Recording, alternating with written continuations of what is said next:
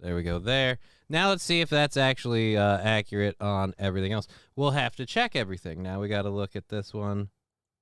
Boop. Let's see if we're live. Hey, we're there. Hey, hooray. Awesome.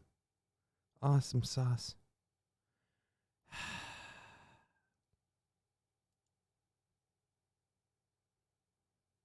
Just, there's no, oh, I gotta go, do I gotta go back and reload it all the way? And we completely have, I was like, hey, should I do a show today? And I'm like, I shouldn't. All right, let's check the Twitch one. And we'll see where we're at over here. And Well Salty saying hello. Oh, those might be from before, though. So let's go to the creator dashboard. You're live. Yeah, I should hope so. Stream manager. There we go. There we go. And we're live up there. All right, good. So now we're at least live everywhere. Is that one? Yep, there we go. And then I got to pull up the new the new chats. All right. Here's Johnny. How's it going, sir? Yeah, you did that one earlier. Thank you for putting it back in. I've been thinking now is not the time for you to go off with a phone ringer, so we'll put that there. All right. Anyways, just not one thing another. It's just I can't fucking get out of my own way today. Apparently, I feel. Thank you, Saint Caesar, for chipping in. I feel completely burnt out, and I'm trying to just get me ducks in a row, and it's just been an uphill battle all day. But thank you all for jumping in here and being here. Really appreciate all of you being here, even after the difficulties I have of just launching. It would help so much if Rumble didn't need to have new addresses and passcodes every single day. It's not a huge ordeal, but it just, you forget one little thing because it just, I spaced it. I set up the Rumble, but I forgot to get the fucking things plugged in. It'd be nice to hit go and it goes. You know what I mean? Just it'd be great. Anyways, we do have all the stories and stuff loaded, so hooray for that.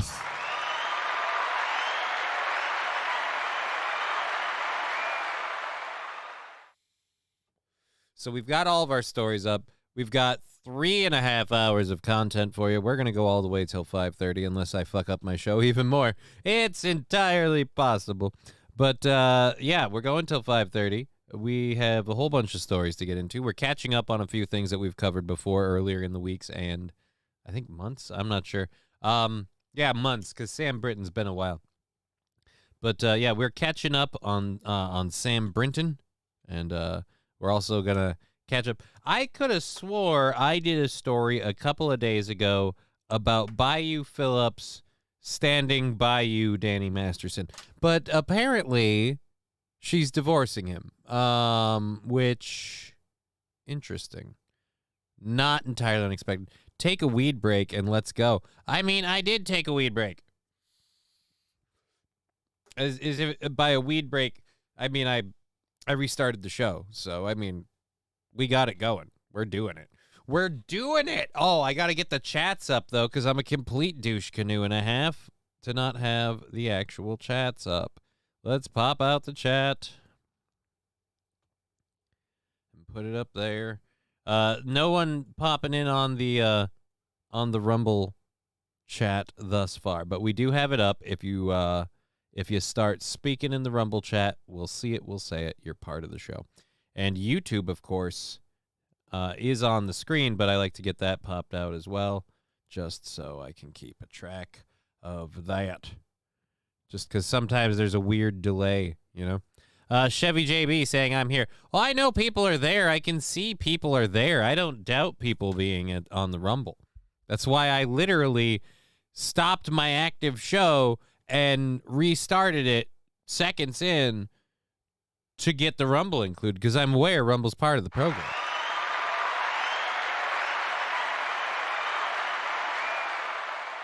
I mean, it did take a hot dick sucking minute to fix everything, but we did because, again, Rumble is part of the program. And thank you all for being part of the program wherever you may be watching. Those numbers are weird. Strange. Nope, now that makes sense. Great. All right, so like I said, we just got going. We're running till 5:30. We've got all of our first hour stories loaded, including the first hour. We've got a story about a multi-state custody battle. That's got to be more than two, right? Like, you can't be like, oh, it's multi-state custody battle. Well, a custody battle between two groups that have moved between states is fine. But I want to hear, like, this better be a group of people that are having a custody battle over cats. I like cats, but take you to court over the kitty. That's a new one. That's aggressive. That is an aggressive move. Cat court, right? Omega Dreads Gaming Channel, exactly. Cat court. We're going to cat court. Do I have a sound drop for that? I do. All right. Then we've got a bride that claims she left her own wedding for a bunch of reasons that are fun. I actually kind of want to get into this one early on just because it's pretty quick. We did a video where we talked about Tucker Carlson and the Polish prime minister or president or whatever, talking about was it the Polish one? I don't think it was actually the Polish one. At any rate, now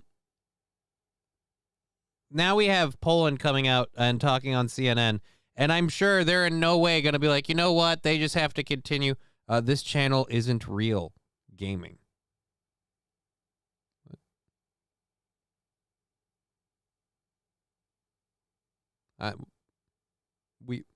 We haven't done gaming in a while, but thank you. I'm not sure, Welsh. I don't know. Don't read chat. We're being stupid. Well, I mean, who isn't today? Everyone's being dumb today. I forgot to include Rumble when I first launched, so I feel like being stupid is a group thing. The Russian army from the occupied territories. Oh, shit. Thanks to the help. We want to back this up. We want to hear this guy. Again, it's really hard to not believe you're a mouthpiece when you're just like, all right, this is what they need to do. This is how this is going to go. And then as soon as that's all done, by no means are we just saying this because of a larger overarching conspiracy. Go ahead. Russia can be stopped only if it is defeated, and it will be defeated when Ukraine pushes out the Russian army from the occupied territories, thanks to the help of the United States, thanks to the help of the West, and when it regains control over its internationally recognized borders. Only then we will be able to say that Russian imperialism was really defeated and successfully pushed back, that the order has been restored. Right now, it is questionable that a majority of Republicans in the U.S. House of Representatives support more aid to Ukraine. What is... I would say most of us don't support more aid to Ukraine. I would say most of us don't support more aid to Ukraine. Mostly because, again, there's a lot of hinky stuff going on with Ukraine. Zelensky isn't exactly an elected official. I'm tired of Biden making money and the war machine making money, but the American people are footing the bill. When did we sign up for that? Screw that noise. Screw that noise with a side of jam. All right? No. American people should not be footing the bill. your message to House Republicans who do not support more aid to Ukraine? To, co chciałbym powiedzieć, I would like to be able to say very much, not only to the members of the Congress, members of the Republican Party, but generally to the politicians in the United States, to all our friends here in the United States of America, to the citizens of the United States of America. If we want there to be no war in the world, which is conducted by Russia, if we want to make sure that the military threat is not increasing, then we should make an effort and rescue Ukraine. We have to save Ukraine. We need to help Ukrainians to defend themselves. This is our obligation today vis-a-vis the free world, to listen to them, to help them, and we have... Again, I don't know if you're aware of this. Is Russia going to keep... She's the worst translator. She's not the best, we'll be honest. Oh, shit, forgot my camera was down. She's not the best, we'll be honest with that, but I've said it 100 times. They will pay us back. No. See, Joe Berger, they said they'd pay Joe back. They didn't mean you, Joe Berger. They meant Joe Biden. Joe gets paid back. They didn't mean every Joe Berger. I understand where you land on that, but no, we are in fact not getting paid back. I missed RT News. I didn't find it on my Roku.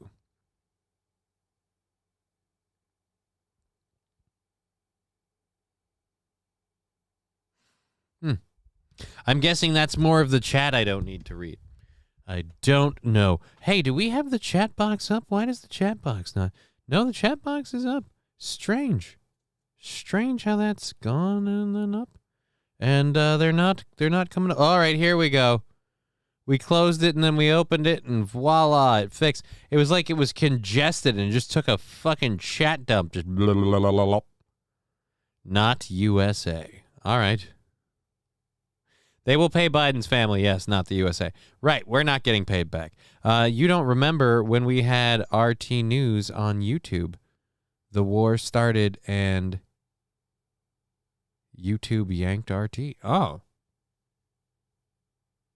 I do have a feeling they war been a failure and Russia won. I wouldn't say Russia won by any means, but Look, I'm not saying whether the war is right or wrong. I'm saying overall, the idea that Russia is this just unchecked, unprovoked agitator that needs to be held accountable or whatever, or that's just going to roll over the world. No. Russia kept saying, "Hey, you guys keep signing countries on to NATO. That's not okay. I don't like that. That's making me feel a little pressured here." And they just kept doing it again and again and again. And then when they went for Ukraine, it was like, all right, that's enough. Joe Berger just catching on going, that's what they meant? Shit. Yeah, dude, it's not for you, man. That would be constipated, not congested, Dr. Johnny. What? Constipated, not congested? I have no idea how that happened. All right. It's not just... Let's check up on the YouTube chat. Spy Pigeon saying it's not just USA versus Russia. It's USA versus Russia, China, and North Korea. Well, the thing is it's not even the USA versus those countries, all right? Because let's be honest, what we're really doing, it's Ukraine versus Russia as a proxy for the USA. We are effing ourselves into a world war. That I would agree with, Well Salty. That I would agree with. And oh boy, can you feel the war drums beating? Like I don't want to say I lived through World War III, right? One, not entirely sure I would. Two, like, if they have mechs, then I'm going to end up signing up, right? Like, if I get to pilot, like, a mech, like, if we're talking mech warrior style, like, oh, wait, you're telling me I can't think of a good mech name to throw out now. A Timberwolf, there we go. You're telling me I got a Timberwolf on standby? Sweet, I will pilot that bitch. I lost my wallet first time in 20 years, total bummer. What is Johnny talking about? Asks Bishop. Well, right now, we were talking about, the Polish president and how he was. I had confused him for the president that I think it was Turkey. Was it Turkey? I don't remember. the president of another country that was on with Tucker Carlson, and I thought, oh my God, he did an about face on an actual news channel, but I was wrong about that. It's a totally different president. But the Polish president, I guess, is a public mouthpiece for the continued war in Ukraine and Russia, saying that we need the American people in America to continue to support Ukraine, and otherwise, Russia's war of aggression will be unchecked and aggression will spread. And I'm just saying, overall, that could happen.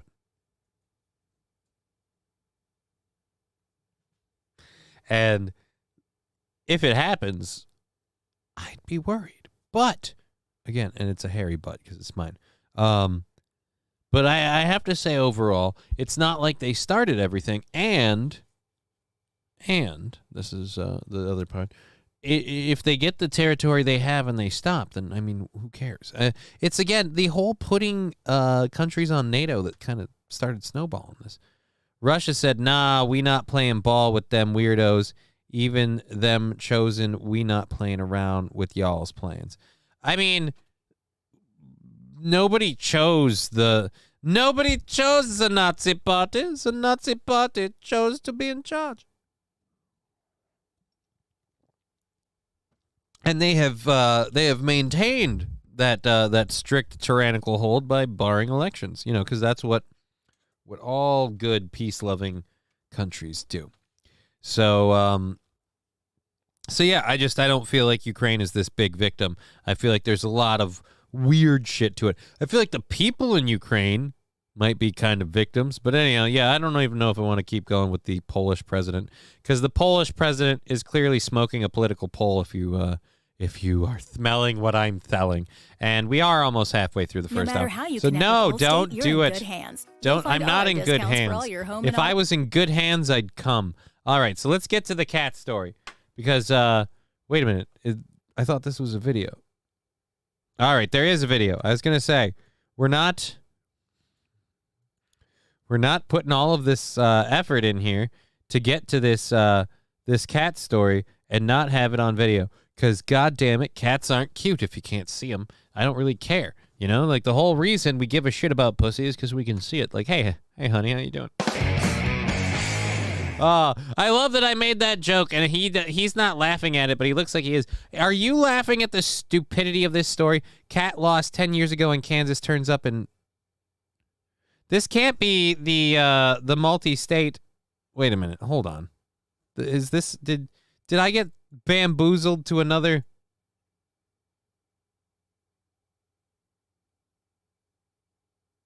At the center of multi-state custody battle. All right. Okay, so I'm guessing something happened. All right, I'm getting ahead of myself. So I was losing my shit before I should have. Let's get over to this. And Aaron's the only Nazi who asks for members instead of taking members.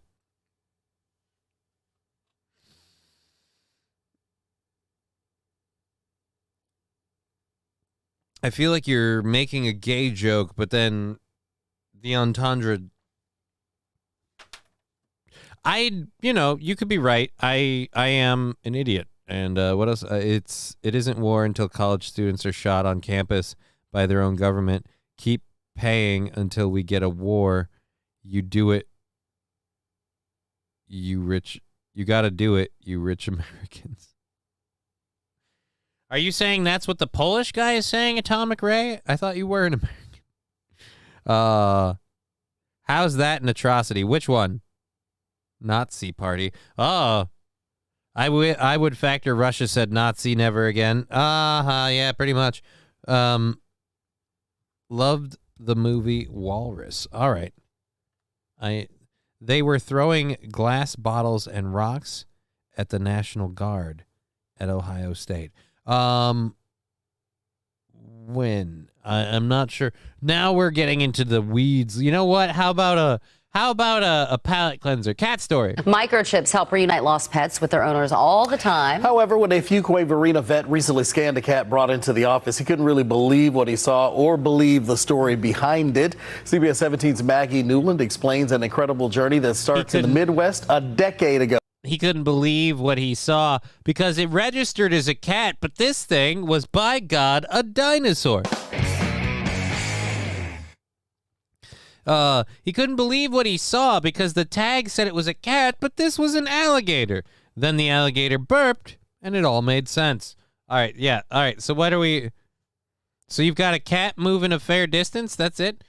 Be funnier if Mersh had their cat. I mean, that would be funny, but I don't think Mersh had this one. And ends here in Central North Carolina.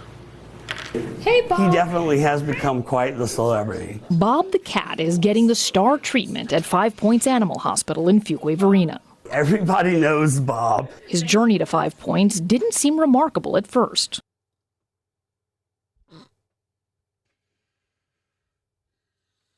It's time to decide for good and all who holds sway over 5 Points.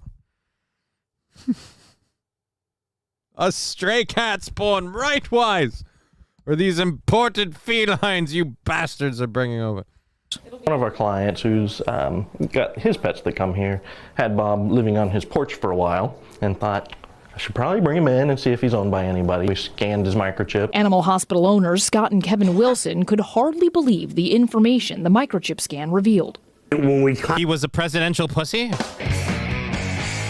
He was a CIA informant. He had something to do with January 6th. Contacted the database. They said she was in Wichita, Kansas, and we were like, that can't be possible. In Wichita, Kansas, Carol Holmes. All right, I want to say it now, once and for all. If a fucking cat can walk several states because it feels like it and not die, homeless people can move south for the winter. It shouldn't be on us. I shouldn't have to deal with this stuff, man. You can walk south. I've seen a feline pull it off with no help, no support, and nobody giving a shit. You can do this. Felt a similar sense of disbelief. It was surreal. It really was. I was just so stunned. She learned the cat she'd lost 10 years ago turned up 1,200 miles away. She says the cat was named after her father, and she got the news that Bob had been found on what would have been her dad's 94th birthday. Again, how does this lead to a custody battle, multi-state again, meaning only two? So just a custody battle. It's outside of a multi-state custody battle. Just say a custody battle over state lines. That's very clear. I really was hoping there were like multiple parties vying for control of this cat. And I mean, don't get me wrong, it's a cute cat, but I mean, are we doing this? Chip your animals, you poors. Yeah, chip your animals, chip your children. Really, if you love it, put an Apple iPod AirTag on it. That's really what you got to do. I had my daughter chipped when she was born, just because it's easier when they're young, you know?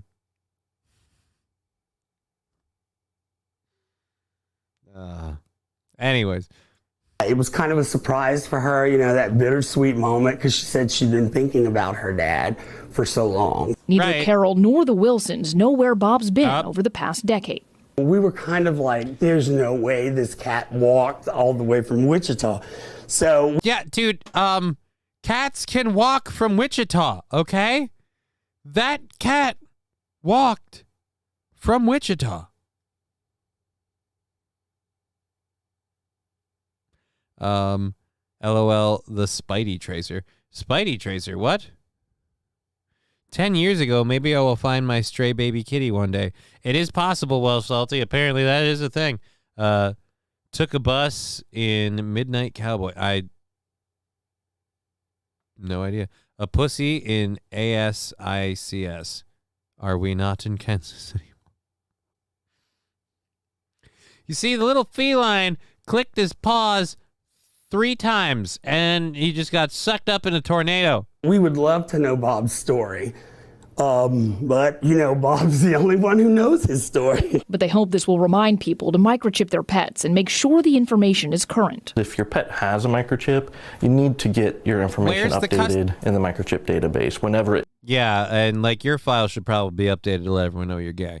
But again, where is the custody changes? As for Bob, he'll stay here for a little while the Wilsons figure out a way to get him home. She is you know, she's been missing him all these years. So, yeah. I mean, if he went several states to get away from this lady, maybe don't bring him back. I'm just saying, if he walked several states to get away from this broad, maybe that cat just doesn't like peanut butter, if you're smelling what I'm selling. We're ready to get him home. Maggie Newland, CBS 7. Again, there was no custody battle in there. Where is the custody battle part? Let's go back to the description where I got the video link out of. Cat at the center of multi-state custody battle. Return home 10 years ago. Black and white tuxedo cat. Yep, the cat was brought to 5 Points Animal Hospital. These are all the things that were in the video. Since the cat was found in Wake County near Straight's property, both she and Holmes have claimed ownership of the feline. However, on Monday, the court attorney's office deliberated and decided the cat should be returned to Holmes. All right, so yeah, Holmes gets the cat back, but it sounds like, are they fighting over the cat? Again, in the video story, it made it sound like she's getting the cat back as soon as she figures a way for him to make several states trip home. That's very I was expecting some drama, and all we have is just a cute cat that two people apparently like, no, but it's my putty tat. One of them said he was living outside his house. I really doubt he wants to keep it. Like, he's not against taking care of it, but keeping it.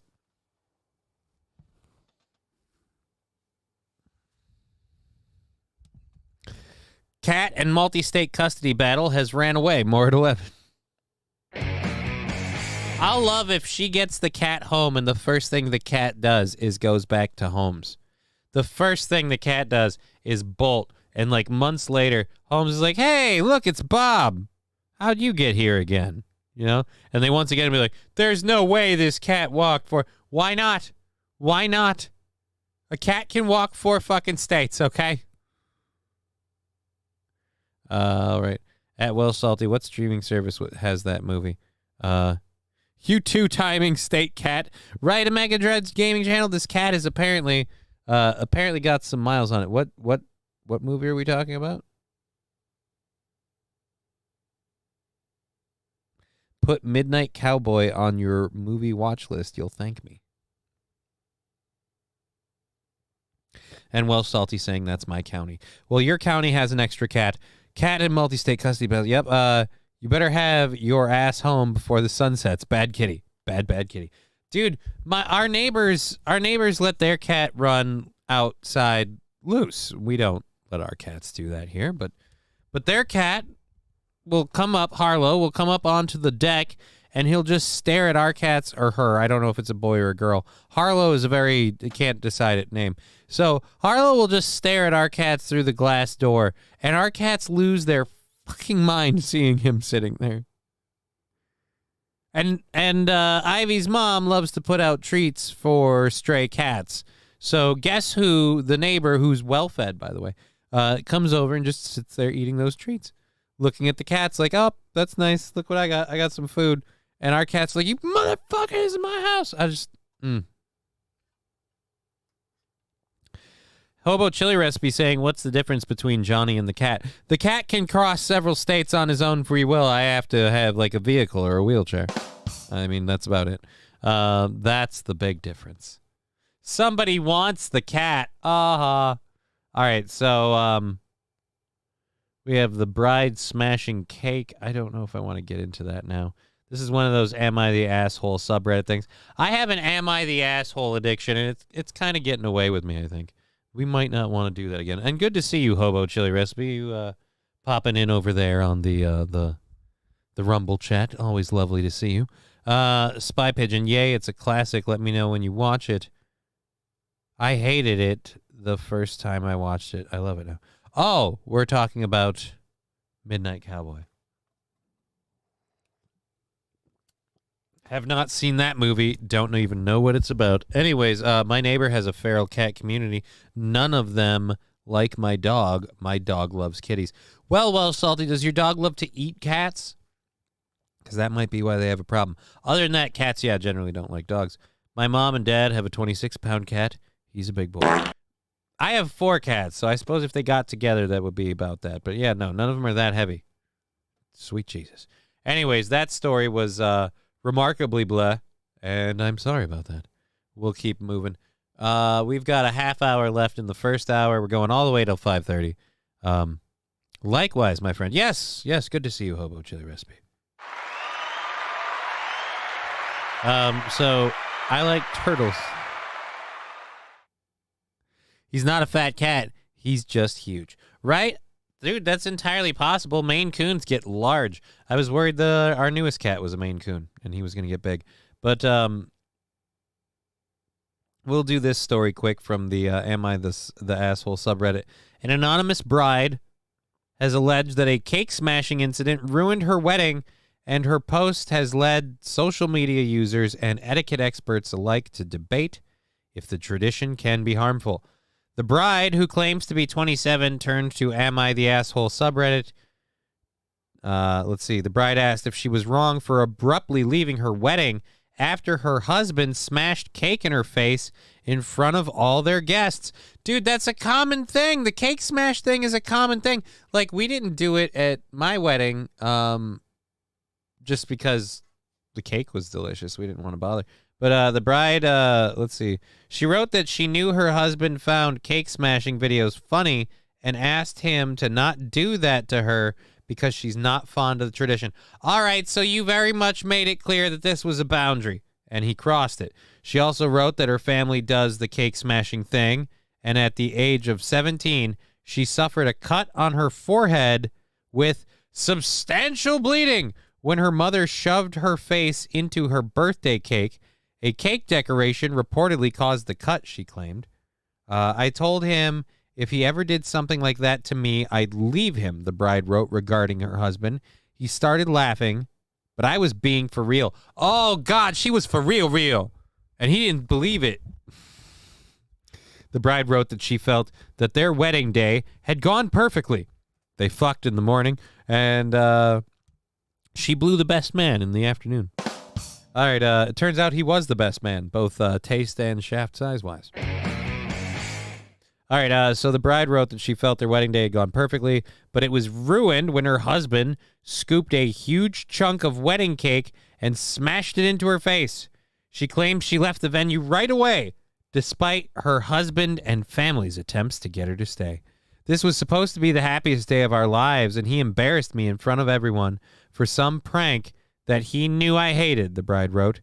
Not only that, he ruined a $500 cake. He ruined my makeup, my hair, and the top of my dress. The cake got all over. The bride asked Reddit users if her departure was an overreaction, but many seemed to think she was in the right, leaving her, according to the post's comments. Yeah. I think stunts like that are annulment worthy, but that's just me, one user wrote. Yeah, of course you wrote that. You're a simp. You want to get in on it. I understand. Yeah, this bride might be available, of course. That isn't just a cake or a prank. That is flat out disrespect, another user wrote. Again, she's not available. You know, I mean, she's on the internet. Anonymous user. He had one job, and it was don't smash a cake in his fiance's face. There you go. Putting it on the other guy like, this guy's a putz. He can't do shit. Maine Coon. Hobo Chili Recipe, have you never heard about the Maine Coon cat? Here, I'll show you. I know a lot about Maine Coons. Here we go. Let's look up Maine Coon. There we go. The cat breed, Maine Coon. And as its name sounds, it's the state, like Maine, the state. And then Coon. Yeah, because that's a word. The Maine Coon is a large cat. Grows to be very, very large. What is it? Facts to know about cats. How much do Maine Coons? Yeah. Let's look at this one. Here's a big old putty tat. Open this picture in new tab. Like, I'll be honest, man. This is it was supposed to be a picture. This giant Maine cat is so big that people think he's a dog. Like, no joke, man. I want that cat. No, go away. I'm busy with this cat story. That's a big-ass cat.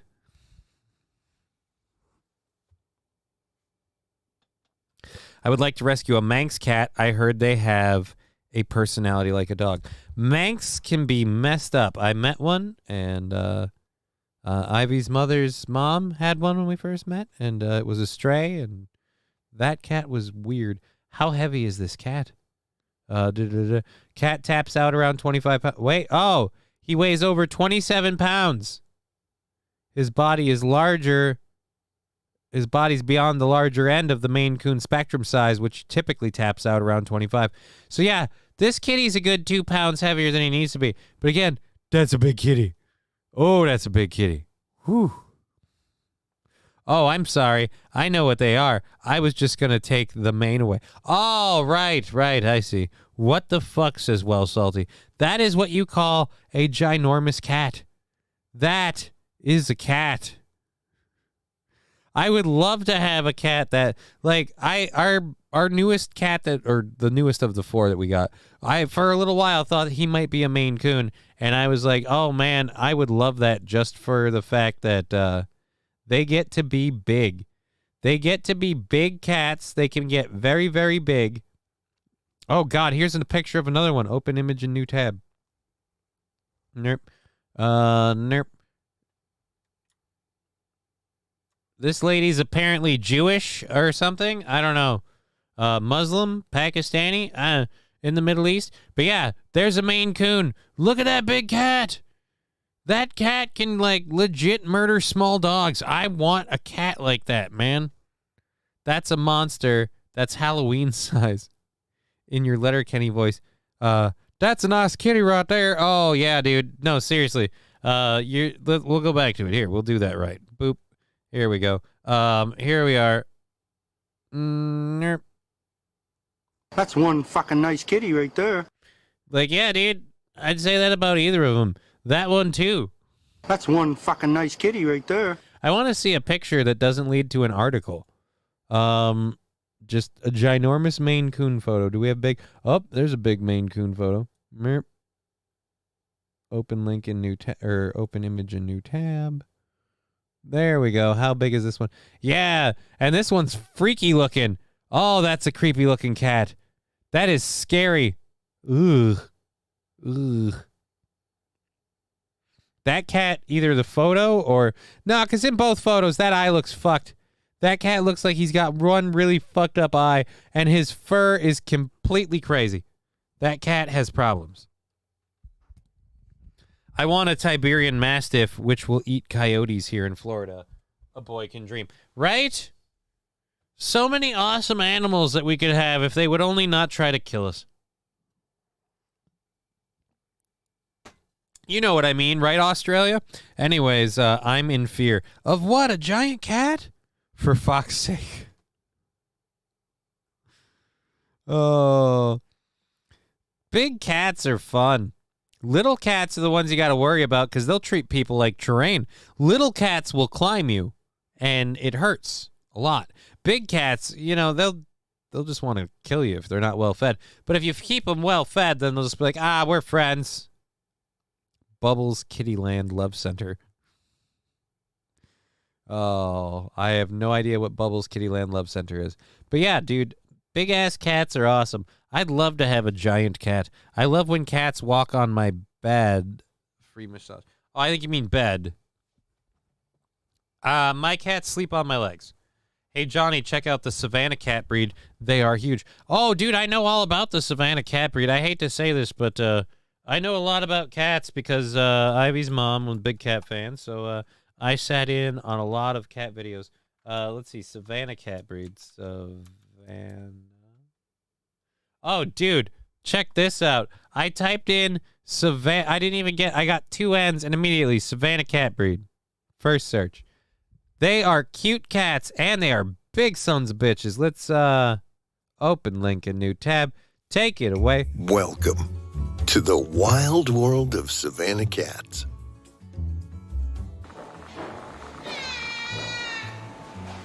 They're incredibly active and they're wild cats, though. How so you big gotta. do Savannah F1 cats get?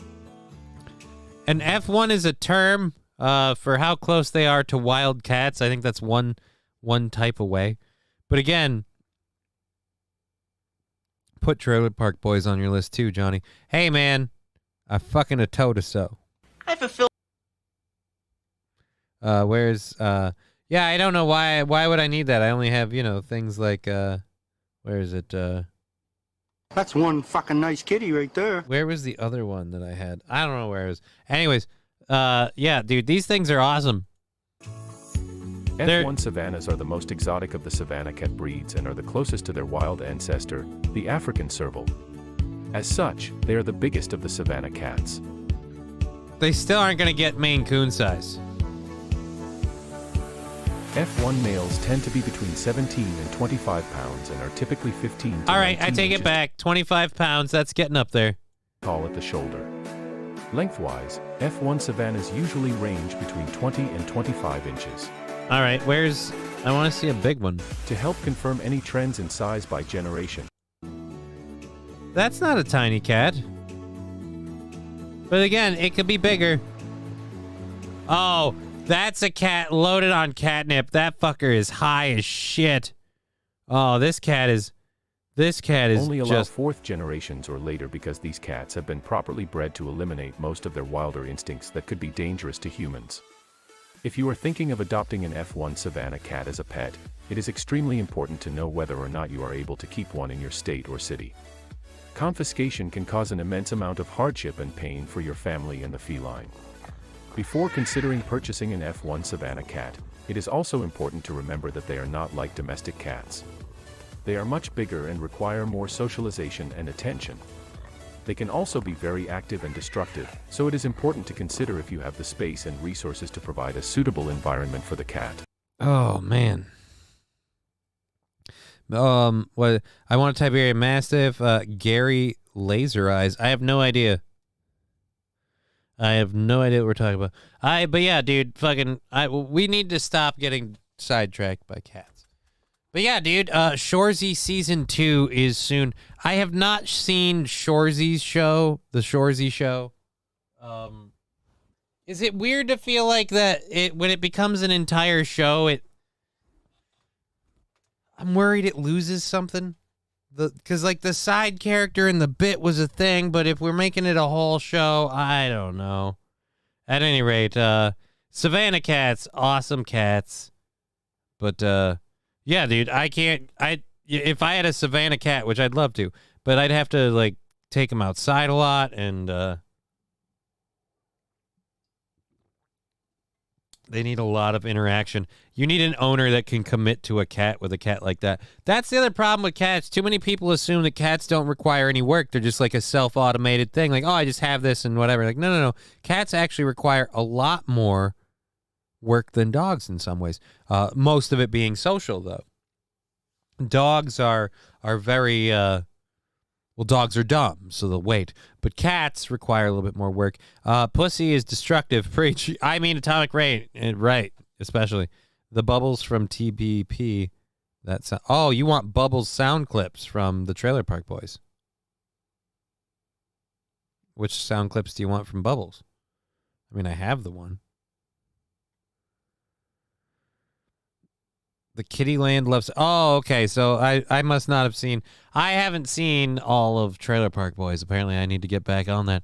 I started watching it solely because of Letterkenny, and it was the inspiration. And then it felt weird, because it seems like the guy in Trailer Park Boys is Danny McBride. Am I wrong on that? I don't think it's actually Danny McBride. She's smart, not like everyone says. My dog is so manipulative, she trained me to give her treats. I mean, animals can be manipulative, but overall, dogs are more like, I'll sit here and I'll wait for my owner to come home. Cats are more like, I will give you an emotional battle. If you make me mad, I can hold a grudge. So, I stopped watching once Mr. Leahy died. Well, now I have spoilers. All right, what are we on? Well, we talked about the bride and her being dumb. Again, you got a cake smashed in your face. I mean, yeah, you have traumatic memories, but it embarrassed you. Again, your family thinks the cake smashing thing is funny. So I don't think it was an embarrassment so much. You're the only one who felt embarrassed. But again, I mean, that's you. So Whatever. All right, so we've got a video about a Chicago car driver getting carjacked. We might get into that and then do we want to do the F-35 thing at the last part? Well, we're almost to the end of the hour, so what are we going to do? Trying to figure out the timing. If I get another cat, I will leash train them, says Toastmaster. Just fucking Trudeau. What? Archie 99. What about Trudeau? I'm sorry. No, dude, seriously, if I could get another cat, I'd going one of two ways. But me getting another cat would revolve around me having working legs again. Because I have 2 cats that I'm taking care of for the foreseeable future.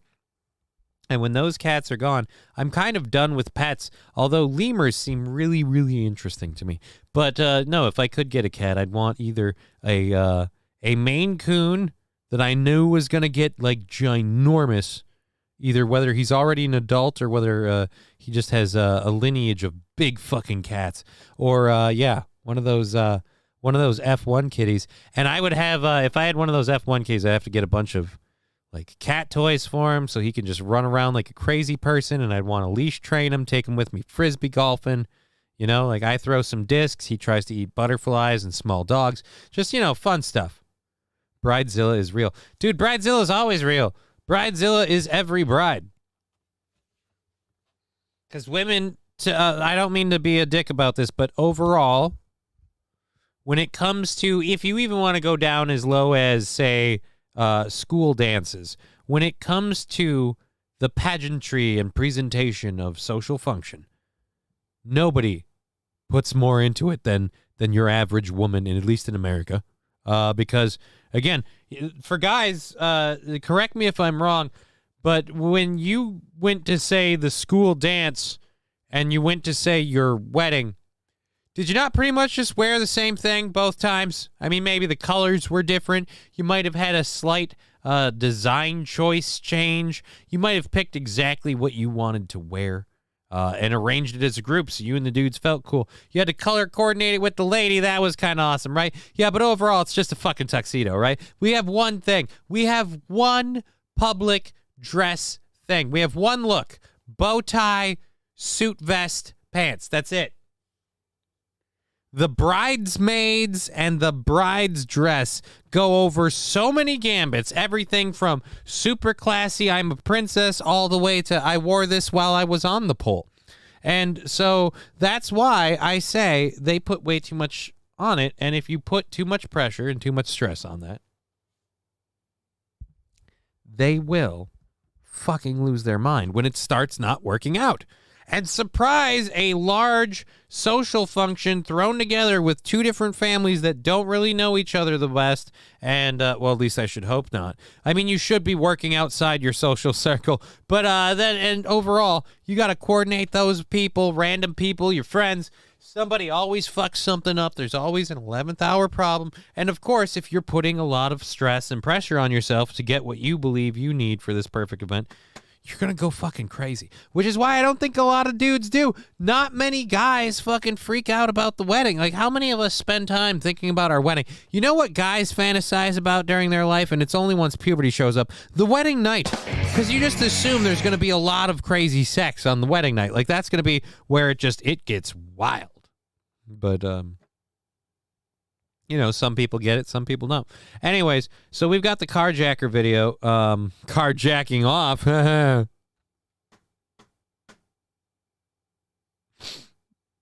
All right. Alrighty. So Bridezilla is real. A friend of mine skipped a big wedding and put money down on a home. Smart. I would have actually rathered, with how the wedding went for me, I would have rathered something like that. But we didn't spend a lot on our wedding. And again, the wedding was not for me so much as it was for the other partner, which I was fine with. The problem I had is my family were, in particular, kind of dicks. And overall, just a lot of different shit where it would have been like, it would have been just better to not worry about it. Hump day show is best day show. Hump it, says Thorn. Thank you. Thank you, Thorn. I wouldn't have called it the Hump Day Show. Although, if we need to rebrand, there's an idea, you know? Hey, I'm Johnny. Welcome to the Hump Day Show, where every day is Hump Day. Oh! They still ended up divorcing. The wife had BPD, bipolar disorder? That's really... Thank you, Thorne. That's really rough, especially if it hits like the schizophrenic level where like while you're boning, she's like, this is great, this is great, this is great. I hate you and I don't approve of any of this. Oh my God, what? Oh, just keep going. Make up your mind. I'm confused. Bipolar disorder. That would be rough. Fallen the Great asking, what woman isn't bipolar? Right? I think that's just called being a chick. Borderline personality disorder. Angelina Jolie has it. Yeah, dude, and I want to out of that.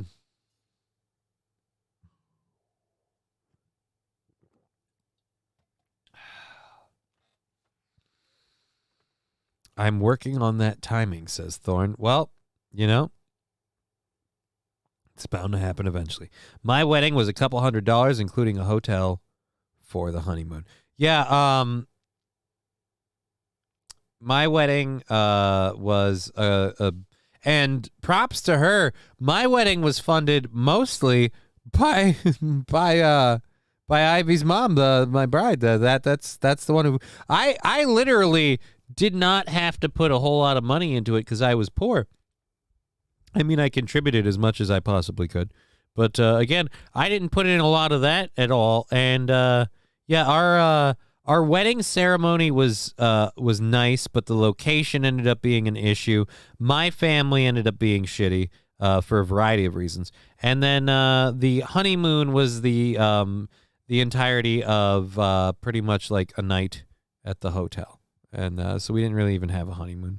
It wasn't the worst thing or anything like that, but it just there were I would have wanted more of like, for me, the whole thing, like if as the dude, and again, I wasn't footing the bill, so I wasn't complaining, but as the dude, the part I would have looked forward to more would be the honeymoon, like where do we go, what do we do, those kinds of things. But anyways, my wedding was attacked by ninjas. I had to John Wick and take them all out with a spoon. Wow, Fallen the Great, that is a big dick move. And on that note, we should maybe just move on with the show. Donald Trump Jr.'s X account hacked. Hackers falsely announced Donald Trump's death. Right? Yeah, I heard about that earlier today. Donald Trump isn't dead. Donald Trump Jr.'s phone account got hacked. Turns out the password was 12345, which is amazing. I have the same thing on my luggage. It's a quote. All right, so let's get to this story, and then we'll just go to the videos. So, as you may or may not remember, was there an actual video response? No. All right, we just have a written response. All right, so as you may or may not remember, and if you don't remember, I actually will hit play on this because it's enjoyable to me. Veteran homeowners. Oh, there's an ad first. first. Home improvement loan at a bank lately? Good luck. Have you tried getting a home improvement loan at a bank lately? No, because interest rates and things are really, really high. Because, again, a lot of people kind of fuck that shit up. Now is not the time to get a home loan, especially from your website, because you seem like you are a scandalous bitch. No offense, but I'm pretty sure we imported you straight from the Nazi party. Blonde hair, blue eyes, and she hates Jewish people. At least that's what I've heard. I can't confirm it. I got a new strap-on harness today. I can't wait to put it on you. Again, John Kennedy reading excerpts from this book. Greatest thing ever. Uh-oh, Fox News did a Fox News thing. So let's go back quick, because again, that was just a snippet from the article. It wasn't that, so let's cover that. So if you remember, I have some sound drops I need to get out of that particular clip.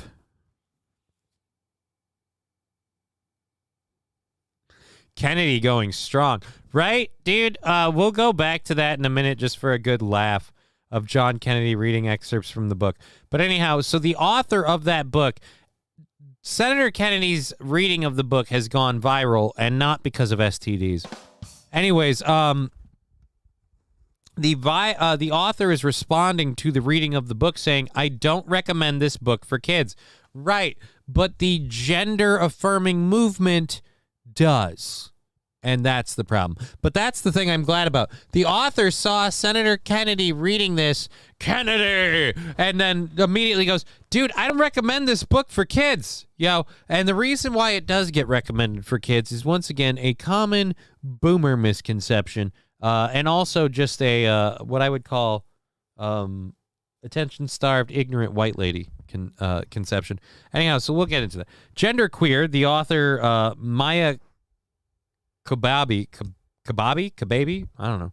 Kababi reacted to Republican senator reading a sexually explicit passage from the book during a Senate hearing meeting, saying that the book isn't recommended for kids. Senator John Kennedy, a Republican from Louisiana, read from several explicit books found in public schools around the country last Tuesday. One of these titles was Genderqueer, a graphic novel that has caused controversy among parents and criticized for its depictions of sex acts as well as discussion of masturbation. It was the most banned book in 2021, according to the American Library Association. Kennedy read one explicit passage from Genderqueer at the Senate Judiciary Committee, and that went viral. Kababi reacted to Kennedy's reading in an interview with the Washington Post on Thursday.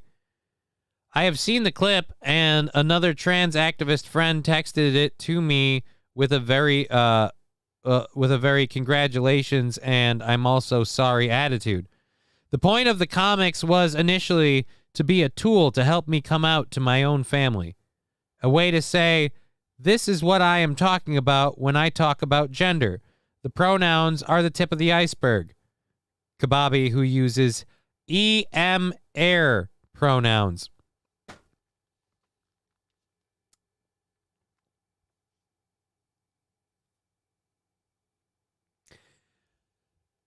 Those aren't pronouns. Those are made-up words. E-M-E-M-I-R.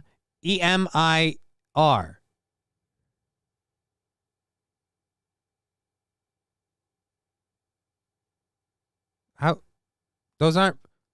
You just... Like, I need to be a super special snowflake. I can't be the same thing as a bunch of other people, or I won't feel super special. I mean, come on. How hard do you need to try?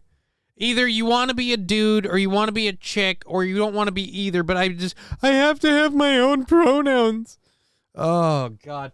Kennedy going strong, coming in hot with the strap on. Dude, Kennedy's coming in hot with the strap on. And he's leaning behind you going, I'm about to gerrymander your district.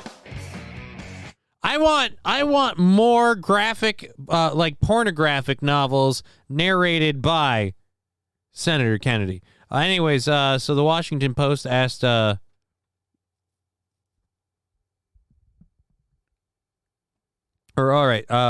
point of the comics was initially to be a tool to help me come out to my family, a way to say that this is what I'm talking about when I talk about gender. The Washington Post asked, the way protesters have described the book online, they make it sound like it's marketed to 6-year-olds. To which the author responded, it keeps being called a children's book. Senator Kennedy implied it was a children's book, but I think that's coming from a misreading of the comic book form.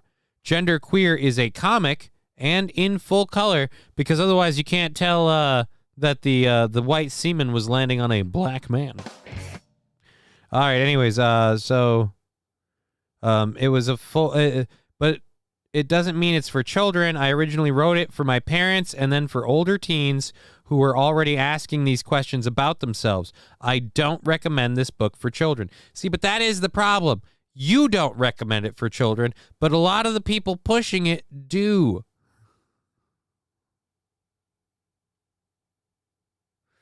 Would you pet a deer?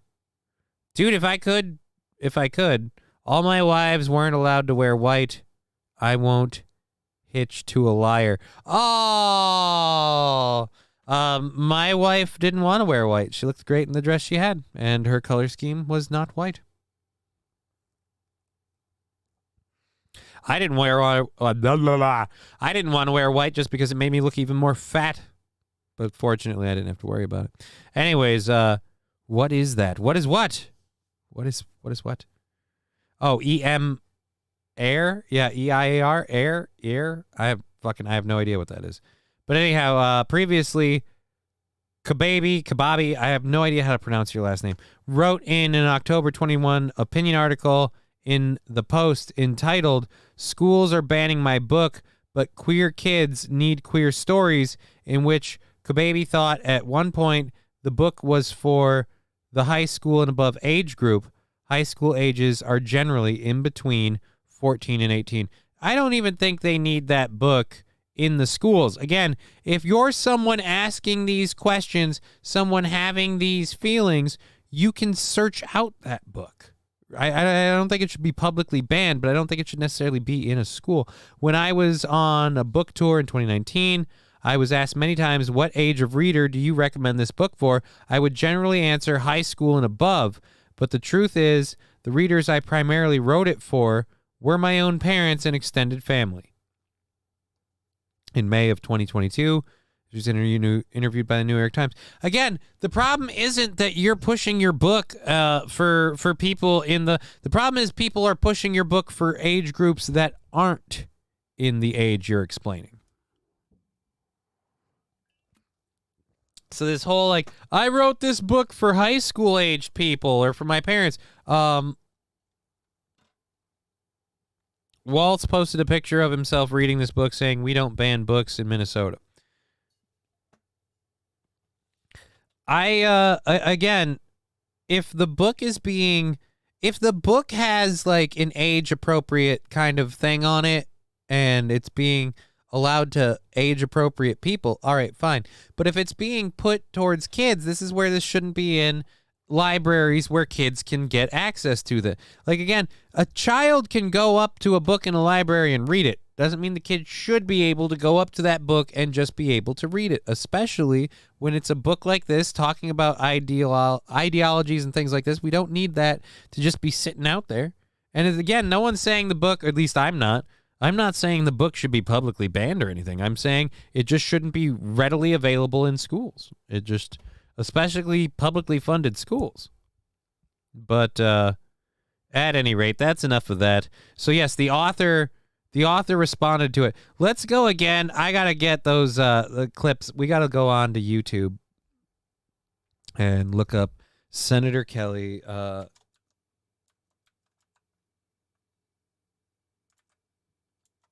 Senator.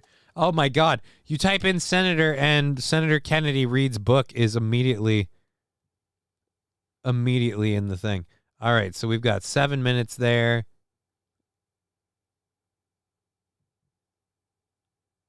All right, during a hearing on book bans, that's 18 minutes. These are long clips. I just wanted the, holy shit, Chris Christie confronts a fan at a baseball game from 6 years ago. Oh, I don't want to see that. All right, I'm guessing this is the one we're going to have to go with. Thank you. We'll go with this one. Thank you, Mr. Chairman. I confess I'm a little confused, and I appreciate the argument or discussion that we've been having, but for me, it's a little too conceptual, or I don't know, called "All Boys Aren't Blue." And I will quote from it. I put some lube on and got him on his knees. All right, so the ones that really got attention aren't even from the gender. This is such a thing. Oh, my God. I have to respond to what they said about my book. Actually, they were talking about a bunch of books. Yours wasn't even really a big one listed. No, but they talked about... No, fucking it. Spy Pigeon saying, clip it. Believe me, there's already a in my prep sheet buried in there, there's already a YouTube link, and I'm going to copy this one too. There will be some clips. I should have done it already, but I'm a lazy piece of shit. I apologize. From it. I put some lube on and got him on his knees, and I began to slide into him from behind. I pulled out of him and kissed him while he masturbated. Again, like, seriously, who isn't coming already? You know what I mean? I need a whole series of these. We don't make mistakes. We have happy accidents. Yeah, in our pants, am I right? Look, dude, here's all I'm saying. I'm saying this not only needs to be a thing, not only does this need to be a thing, and this needs to happen, I'm saying that Senator Kennedy, whether it's straight or gay or not, I don't care. Senator Kennedy needs to, in this voice, kind of narrate porn, you know? Just like, I opened the door and saw the delivery boy moist from the morning dew. The hot steam from his deep dish sausage and pepperoni made me contemplate what dishes he could get deep in on mine. Again, just get in there, man. Read some really it's weird to have like sandpaper, dry tone reading porn material. Just like, I just feel like this is what happens. This is like what it feels like to jerk off with a cheese grater. Like, maybe you're having a good time, but it's making a mess and somebody's going to have to see a doctor. Oh boy. He asked me to turn over while he slipped a condom on himself. This was my ass, and I was struggling to imagine someone inside me. That needs to be a clip too. There's too much. This was my ass, and I was struggling to imagine someone inside me.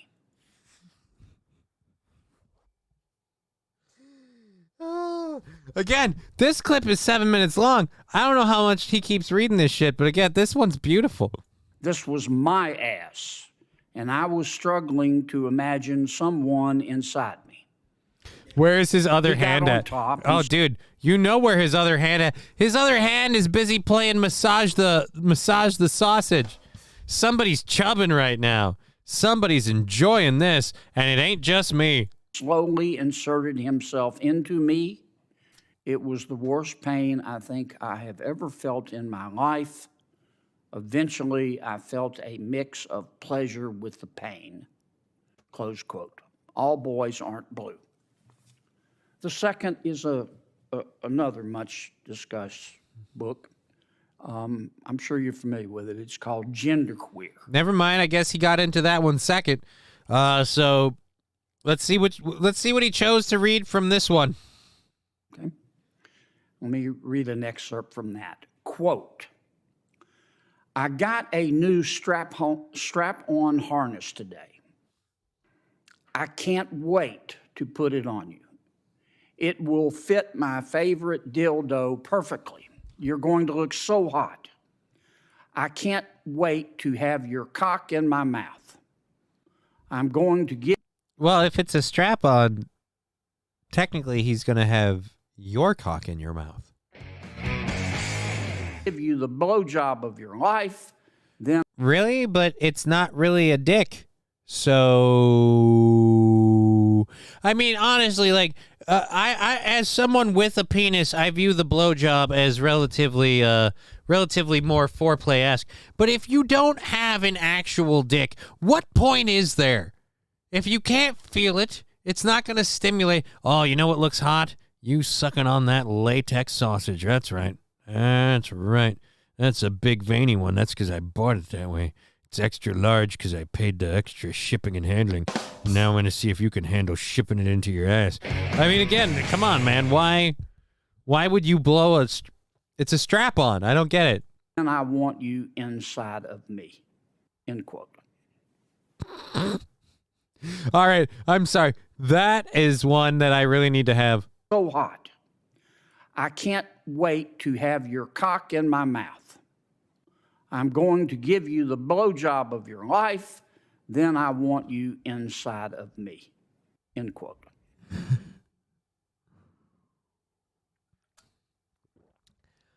I feel like that one needs to be, then I want you inside of me. End quote.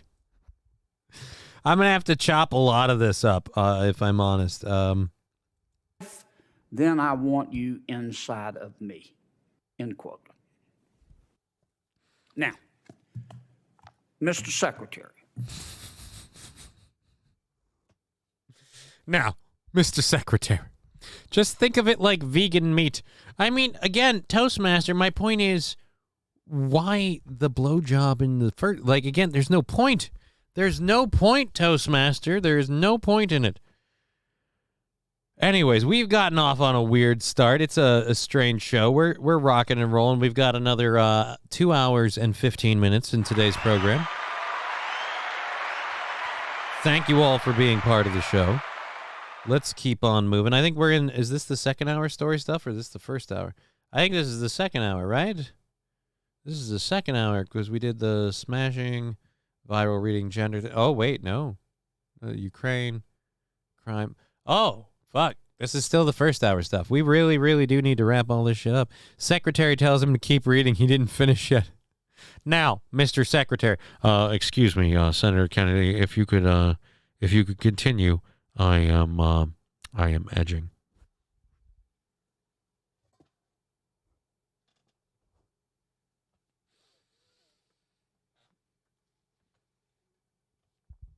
The worst part is he's in a government building, so he's trying to make a very poignant speech. Now, when I think of children being allowed to read this book, and he starts talking about children having access to this kind of like vaguely adult material, you just hear a bunch of dudes just. It's like, oh, no. That's why it's the White House. Oh. It's been taken over by the pedos. It's not vote for Pedro, it's vote for pedo. Red or blue, they want to be in your kids with goo. Ew. Anyway. Having too much fun today. Anyways, so we do have a couple of things left to get to, and then we'll get into our second hour stories. There's no point to vegan meat, but they still enjoy pretending. Oh, Toastmaster. Wasn't the point of vegan meat that it's supposed to at least be vaguely, vaguely filling? Like from a nutrient standpoint? I don't know. Chevy JB saying, I did have a girlfriend that liked giving head a little too much. Got weird. Look, man, if they like that, I can't fault a lady for loving to, give a good beach, right? I particularly enjoy jamming a good clam, if you know what I mean. I enjoy a good clam sandwich. So I could understand a lady that likes doing that. The place it would get weird is, again, like, oh, I can't wait till you wear my new, I got a new strap-on harness for you. It fits my new dildo perfectly. I can't wait till you wear it. I'm going to blow you like you've never been blown before. Like, thank you, Wilmer, for that sound bit, because that really ruins this from being a clip that someone could use against me. But yeah, so it's like, oh, man, I can't wait for that moment. And then after that happens, like, you're going to, just bend me over and do me. Yeah, it's not really a thing that can be true, ma'am, because that dick ain't real.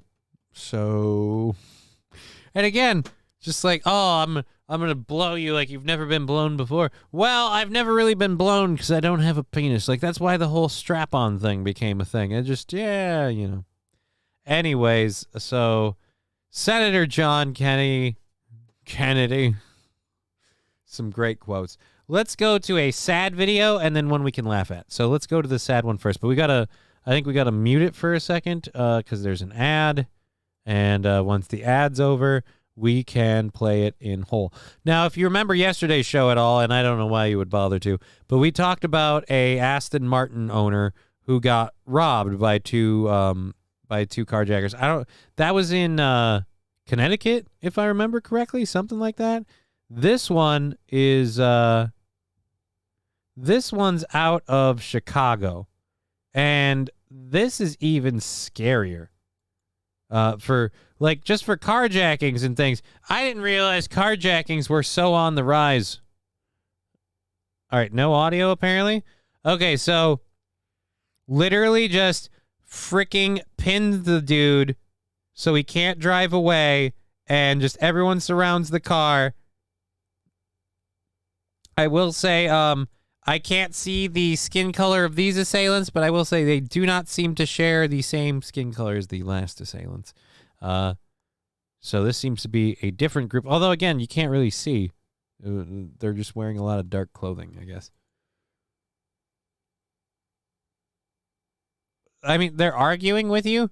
I'm sorry. Either you're getting out or you're getting shot, but pick one, you know? Like, we got things to do here. So, again, they throw him out of the car, get out of the car. Dude's picking up his keys and shit.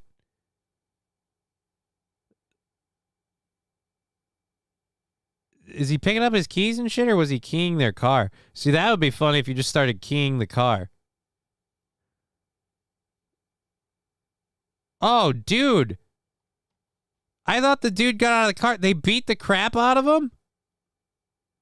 Oh, no, he's laying. They're making him lay on the ground with his hands behind his back because they don't want to.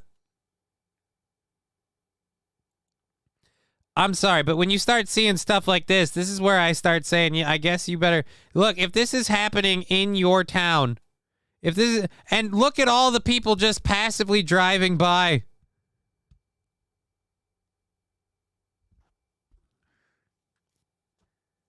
Oh, what? They can't drive a stick? They came back again? No. This is an advertisement for the Second Amendment, because yeah, those guys would probably rethink their actions real quick. He got up and started running as soon as he could, as soon as they started getting the car working.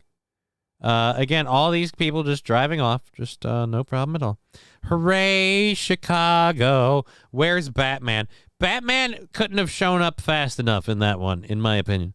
Batman doesn't show up fast enough.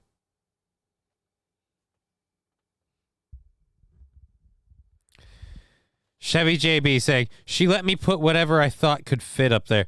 Dude, that is an overshare.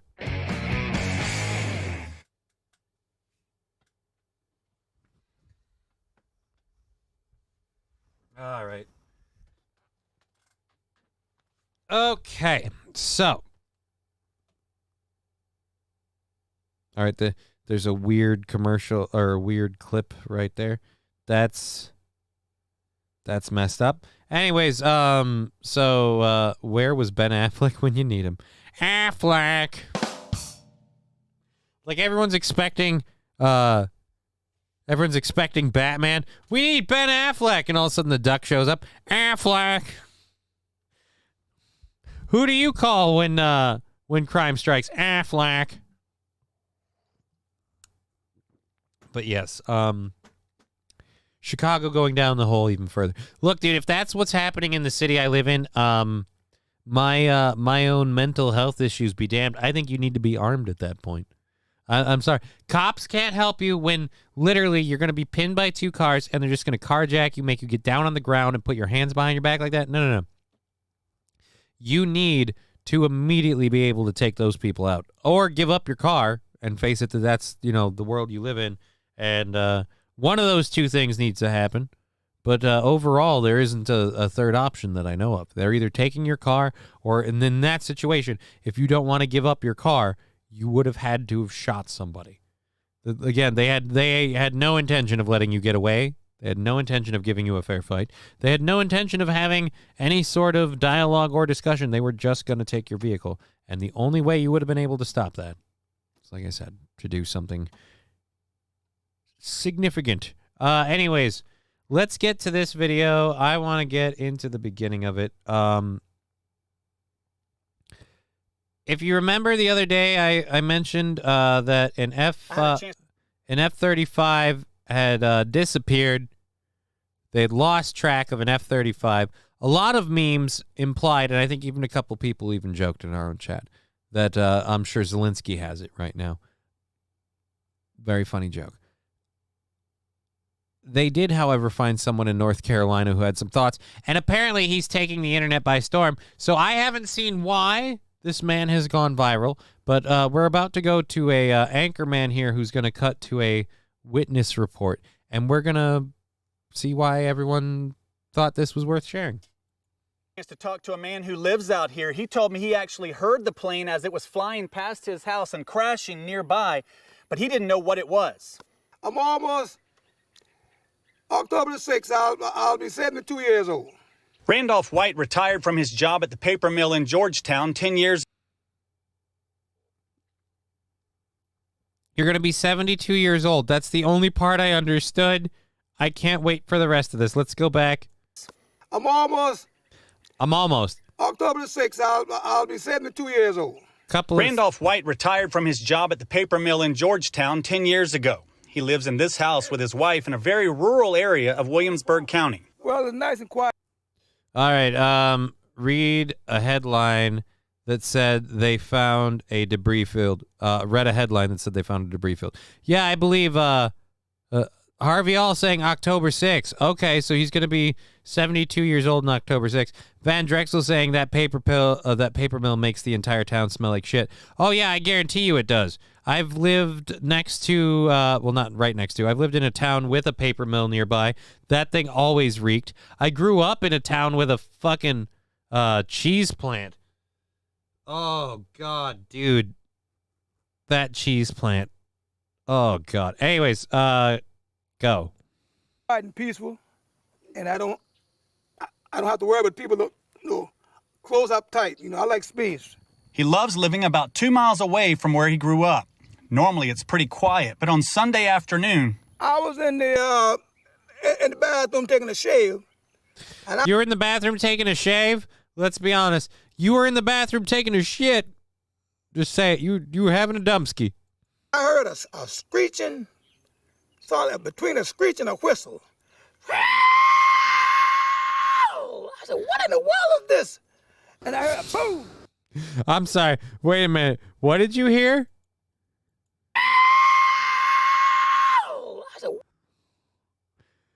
Oh, we were talking about marriages earlier. Mine ended on the evening of the marriage just because I finally made her come, and this is what it sounded like. Saw between a screech and a whistle. I said, oh. Ladies and gentlemen, I give you inside audio tapes of what happens when Bill Clinton finally deep dicks Hillary. This is what people have heard. I said, what in All right, how about this one? Hey, just out of curiosity, what does the fox say? I said, what in the All right, we'll give it one more. Hey, I just heard that they have finally charged all of the other conspirators in January 6th. Most importantly, God damn it, now I'm screwing up on his name. Fuck. Shit. Damn it. Well, the point is punchline. screech and a whistle? Johnny, I think you have that backwards. I think Hillary fucked Bill. Oh, dude. Oh, so Hillary liked to get in on Bill Clinton when he was asleep, you know? She'd drug him with a big, hot, healthy meal, you know, like a large steak or she'd slip something into his Mickey D's. And then he would wake up to her on top of him just getting what she wanted. And she'd be like, now you can't escape. Scream if you want to. Only the Secret Service can hear you. And Bill would always just respond simply with Ray Epps. Thank you, Mr. Q. I hate that my brain completely farted on that at the worst possible time. Anyways, enough of this joke. We've got it. Sugar beets are nasty, too. I have no idea what sugar beets are. What in the world is this? And I heard a boom. Then my whole house shook. White says he didn't realize it was a plane at the time, so he didn't call anybody. The first thought came to me, I said, must a meteorite come out of space or something? Did a meteorite come out of space or something? Yeah, good thing you didn't call anybody. I didn't think I should notify anybody. I didn't realize it was a plane. Yeah, I just thought a UFO crashed. And I was like, who cares? Wow, did a meteorite come out of space or something? Better not call anybody. I mean, I've heard of the don't snitch policy, but I didn't realize it extended this far outside of the hood. And I have to say, sir, it doesn't help anybody. This is you should definitely, when you hear that sort of weird, god-awful pterodactyl orgasm sound, and then a boom and your whole house shakes, I feel like somebody should be informed. This guy looks like a Disney character from Song of the South. This guy looks like if you drew a human version of the crows from Dumbo. Well, I heard of a horsefly, but I ain't never heard of an F-35 fly. Jesus Christ. Did the plane land on his property? Harvey, y'all, from what we understand, the plane did not land on his property. But again, other than hearing it and feeling it through his butt, because again, he says he was having a shave. You were having a shit. Let's be honest. You were having yourself a shit. And he felt his whole house shake through his ass while he was sitting on his toilet having a dump. And I think, as we just heard, he didn't call anybody because he didn't realize it wasn't. He didn't realize it was a plane crash. Again, he thought it was like a meteorite or something. Because you don't notify anybody when a meteorite strikes near your home.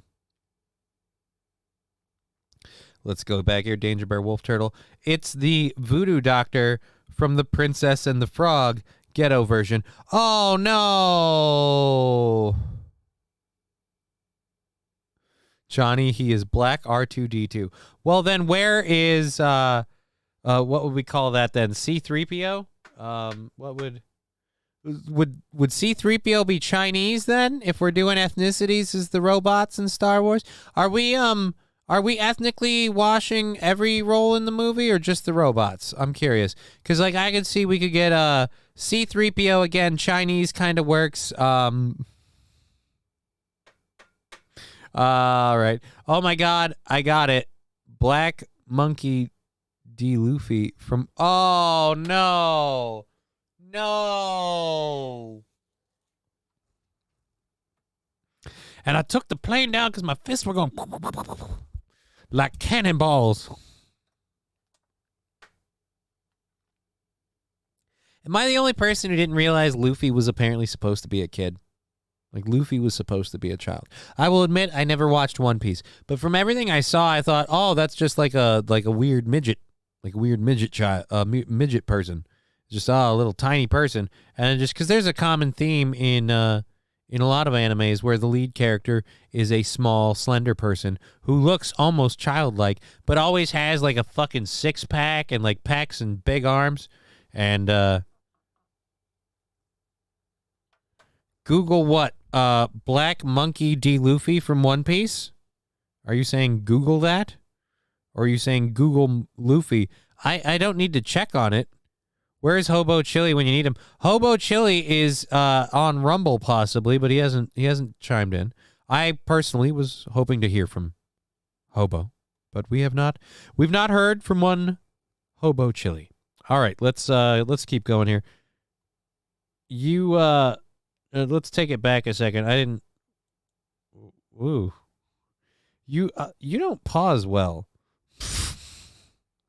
Like every time I move this thing over, it just doesn't look well. We'll go from here. Take it away, Toots. You had a story to tell? Again, the plane that you didn't realize crashed, the meteorite you thought you should tell nobody about?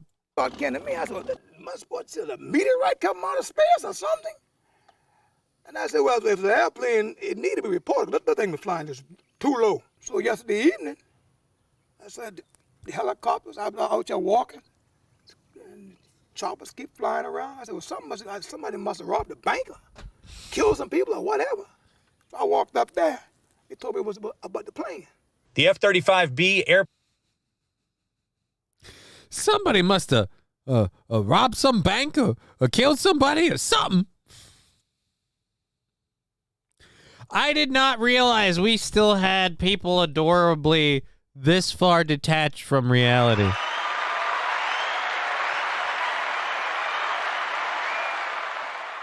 Tom McRae says Hobo Chili is waiting for an F-35 to fly by without a pilot. Holy shit! Are you implying tinfoil fat conspiracy?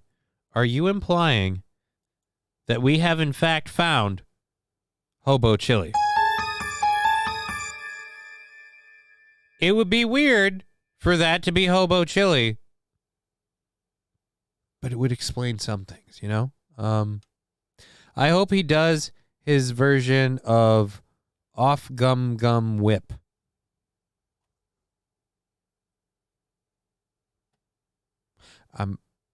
Yeah, the hat fits for sure. Oh, dude, I'm not saying the hat isn't totally Luffy. I'm saying proof that ignorance is bliss. I'll give you that. Hobo, nope, we already read that. And going. I said, the helicopters, I'm out there walking, and choppers keep flying around. I said, well, somebody must have robbed a bank or killed some people or whatever. So I walked up there. They told me it was about the plane. The F-35B airplane wreckage created an extensive debris field. The wreckage is located. You got to go up, follow a rock wall. You'll find a tree at the northwest corner. You dig at the base of that tree, you're going to find plane wreckage that has no earthly business being there.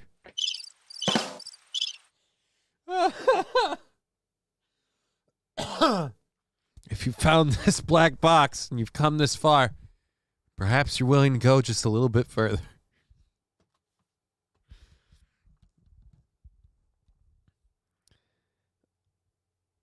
R-Truth has been off WWE TV for a long time. Seems like he's gone crazy. I don't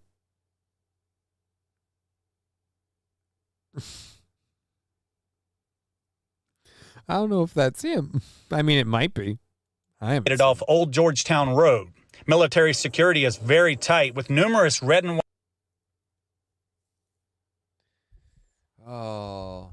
I'm gonna ride my plane to Georgetown Road and then eject and let it go.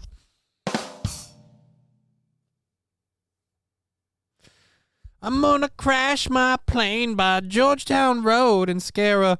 Yep, it probably wouldn't say that. I mean, he even has a joke. I mean, and that guy's listening. It'd be bad. Hey, let's keep playing this clip. You guys look like you're on serious duty here. I always think, wow, Coleman chairs. We got a lot happening here. White signs on the side of the road that read, "No trespassing. This area has been designated a national defense area." All right, for a minute there, I thought I read pornography is prohibited. And I was like, oh, shit, no, but somebody tell OnlyFans. If you've got a cell phone, I hate to say this, but it ain't that prohibited. Violators will be prosecuted. What are they going to find? Like, I get that you got to make sure this dude is R-Truth. I get what you're... I get what you're saying, Saint Caesar. I always was worried about my truth, and I was shocked to learn that there is no my truth. There's no your truth. It's just our truth. Anyways, let's hit the play button because I am 20 minutes away from our last hour and a half of the show. So that means we have an hour and 50 minutes for those of you who can do math, because I apparently can't. And yeah, lots to get into. So let's keep this going. I am going to pass out soon if I don't figure out why this tired thing happens. Through the grace of God, nobody didn't get hurt. Because the church right up there, about a half mile. About a mile of Old Georgetown Road will be closed for an unknown period of time. Anything man-made can malfunction. So you try to give them the benefit of the doubt. But it needs to be investigated, and the public need to know what really happened. Thank you for that.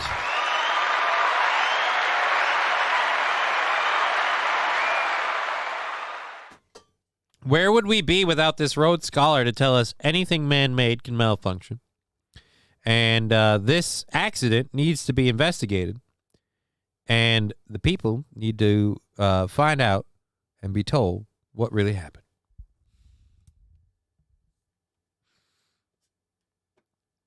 Anything else, Captain Obvious, before we head off down the field to investigate the plane crash? You know, it shouldn't be kept a secret what happened. Because, you know, it could have been a major disaster. And we have all of the information that we... It could have been a major disaster. How? How could it have been a major disaster? If the plane hit the church, it would have simply been an act of God. And even then, he's got other homes. He'll be fine. You know, he just has to crash in one of the other venues. Again, I don't know how it could have been a major disaster.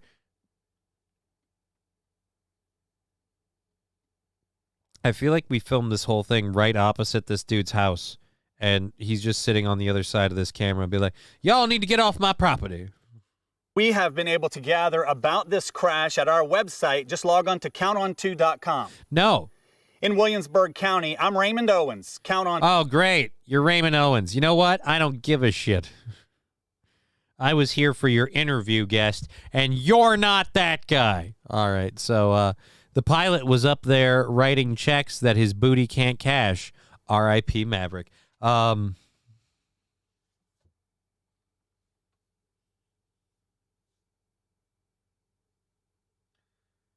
See, I feel like there's a quote where Ghost Rider, this is the blue bird. I'm ready to read you. Like, I feel like that is an Iron Eagle quote, isn't it, though? I feel like that's Iron Eagle, and not can't mix your aviation movies, you know? Chappie wouldn't approve. Just saying. All right, anyways, so yes, they crashed the plane, and that's the only guy who witnessed the crash, apparently, but at least we got people in on it. We gathered here today to witness a plane become one with the ground. Wouldn't it be awesome if the plane crash happened during a wedding, you know? If anyone has any reason why these two should not be wed, speak now or forever hold your peace. And actually, wait, no. So the way that would have gone, actually, if we could paint a more surreal picture, is the way that would have gone is they're sitting there, everybody's gathered, they're all ritzed up, dudes wearing tuxes, ladies wearing their dress and everything, and again, the father says, "Now, if anyone has a reason why these two should not be wed, speak now or forever hold your peace." And then all they hear is. I said, what in the world is this? Oh, and then they're dead. And then we realized, you know what? God didn't want those two to be together. All right. So there we go. Again, the man recalling the F-35 plane crash is, I think, the best thing about the F-35 plane crash. I believe we can all agree on that, too. I think we can all meet in the middle on that one. Let's check our overview thing. Just a quick note before we get going into the show today. Yep, we already put it in. We're, with yesterday's donations and everything else, we're $5 in towards the goal, towards next Friday's goal. So that's how far that's how far away we are with that.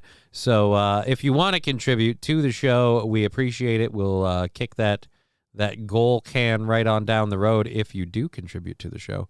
And here is the links for that. If anyone needs those, boom. I should start putting those in the description. Boom. And again, kaboom. So there we go. Those are the things. If you want to contribute to the show, use those links. We appreciate it. If not, well, then eventually we won't do a show. Either way, we're good for a while. So no worries, no harm, no foul, all that fun shit. Let's get to our second hour stories, because it's almost time for the third hour. So I am really getting behind. So we have a story about a man who blames the end of his marriage on his wife getting a C-section. I've never heard of that being a thing. Guys, let me ask you this. Do you and in the day and age of us calling everyone rapists and creepy and all that stuff, we have a clip of... Yeah, that wasn't at all what we were... Why would... Anyways, so we have a clip of Oprah And this one doesn't involve our good friend, or not friend, because I don't really think we know him. It doesn't really involve Russell Brand at all. But just again, I think as a society, we forget that people could be creeps right in front of you, and we all need to start calling these people out. So since we're calling out Russell Brand and everyone else, I brought a video clip of someone else that I feel needs to be held to account. And then we have a police sheriff who caught a couple of suspects in the greatest way possible. Hence the title of today's show. The title being "That Dog Is Not Real." All right, where is the? We should have this down a little bit. Oh yes, Joe Biden launching the Climate Corps is another thing we're going to be talking about, and then we have influencer Sneeko Young apparently had a.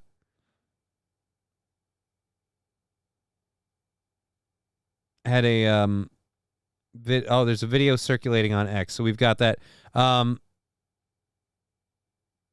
So he has a lot of people chanting some shit, and we're going to talk about that. That's super duper fun when someone realizes they've kind of created an audience that circulates around something. They're like, all right, hold on, wait a minute.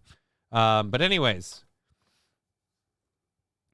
we also have Sam Brinton later in the show if we get to it. So hopefully we'll get to that third hour stuff. Again, hour and a half left in the program. Learn to hit the right buttons, asshole. Thank you all for being here. We'll be going again for another hour and a half. Whether you're watching on Twitch, YouTube, or Rumble, again, thank you.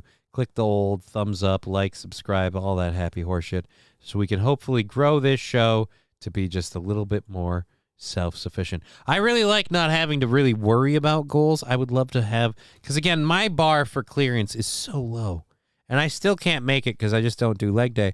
But if I could clear it, it'd be great, and I'd just be like, that would be awesome. Anyways, our first story, the wife's C-section thing. Do we want to get on that first, or did we want to switch to that one? Nah, we'll do the wife's C-section thing first, because this is just a short clip, and it's kind of stupid. So we'll do that after. A man in Australia. Of course it's in Australia. Jesus Christ. Might as well start doing our regular segment now. Now for our Australian news. It's always fucking Australia or Florida now. But at least with Australia, it's usually if it's trying to kill you, it's Australian. All right, so a man in Australia filed a massive lawsuit. Is it larger than normal?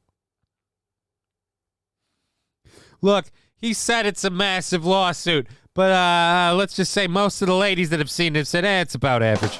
Anyways, so a man in Australia filed a massive lawsuit against the hospital after staff encouraged him to watch his wife's cesarean section, which he says caused him to develop a psychotic illness.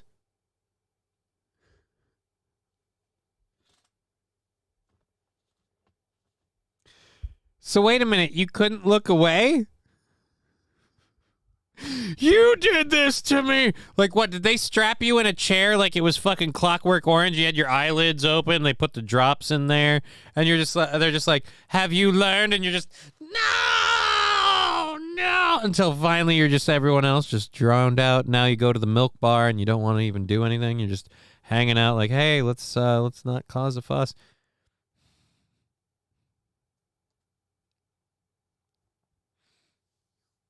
So I thought the marriage ended. I got to go back up. Nope, ruining marriage. Okay.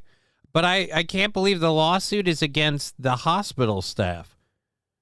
All right, to watch his wife's cesarean section? Jesus, dude. He says he caused him to develop psychotic illness, not psychic. Anhil Kupala was shot down in the Supreme Court of Victoria in Melbourne last week after he filed a suit. Anil? Amazed you even landed somebody. After he filed a suit seeking $1 billion Australian dollars, roughly $643 million US dollars, in damages for psychological injury from the Royal Women's Hospital. His wife successfully... What's wrong with you and saying S's today? His wife successfully gave birth via C-section in the hospital back in 2018. She had a C-section down by the seashore. See, you're going fine. Years later, however, Coppola came forward and claimed that the hospital and its staff breached their duty of care when they encouraged and permitted him to watch the delivery, the outlet reported. C-sections are relatively common procedures. There were doctors make an yeah, we know what a C-section is. They make an incision into the woman's abdomen. Yep. The procedure is frequently used when doctors believe it's safer for the health of the mom and baby compared to vaginal birth. Roughly 32% of 2021's births in the U.S. were cesarean deliveries, according to the CDC. Great. Coppola said, Coppola? I don't know. Said he saw his wife's blood and organs during the procedure, which caused him to develop a psychotic illness that led to a breakdown of his marriage, according to the suit. The Royal Women's Hospital denied breaching a duty of care. Coppola represented himself in the case. Yeah, of course you did, because nobody else would believe this. The dad underwent a medical examination as part of the legal proceedings, which found the degree of psychiatric impairment resulted from the injury to the claimant alleged in the claim does not satisfy the threshold level. That is, again, lawyer speak for just saying, yeah, this guy's full of shit. Said he disagreed with the medical panel's determination, but did not file paperwork to challenge the findings. I am therefore satisfied with the legal effect of the medical panel's determination that Mr. Coppola is simply unable, as a matter of law, to recover damages for non-economic loss. Again, that's a lot of money because you ruined my marriage. You made me see her organs and shit. Dude, you've been stuffing those with your dick this whole time. Again, you couldn't look away? And how long did it take your marriage to fall apart because of their hospital procedure? Let's go back up into the story here.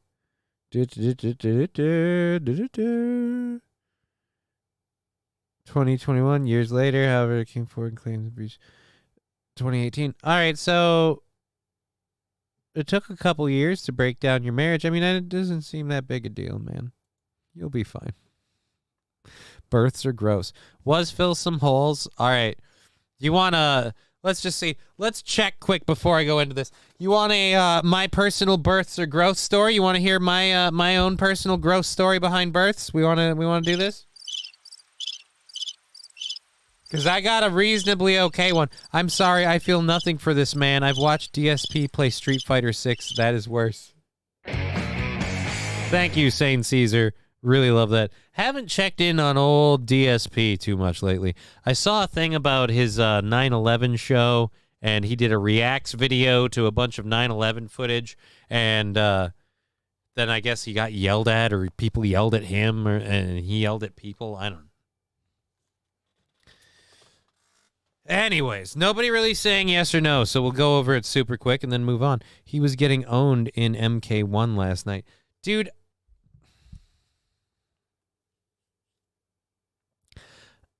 I don't have the money to buy, like, MK... This is fine.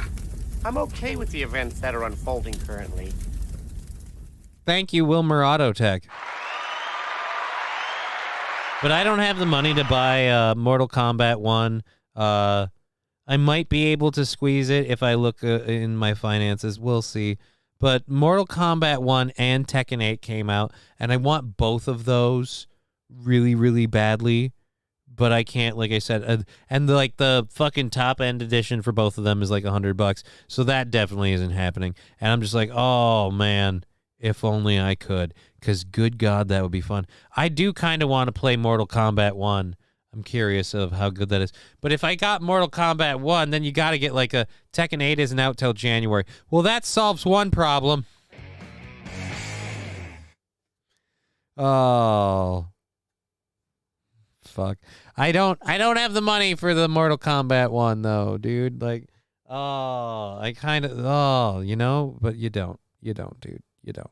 Anyways, so but thank you for that, Saint Caesar. I didn't realize it wasn't out till January. I thought that was coming out in a couple weeks or something. I must have read the right date, wrong month. Right day, wrong month, not date. Anyways, let's get back to thank you for joining the show. We have an hour and a half left in the program.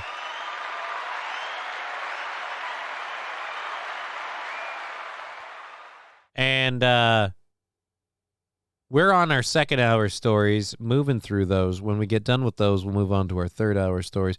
Either way, plenty of show to go all the way till 5:30, and we have a couple other videos and things we can always play for fun. I have one that I might have to go to in a bit just because it looked like fun and I want to watch it. So, but we'll first go to this. This clip has been out in different places for a while, but this is a clip of like super old school Oprah.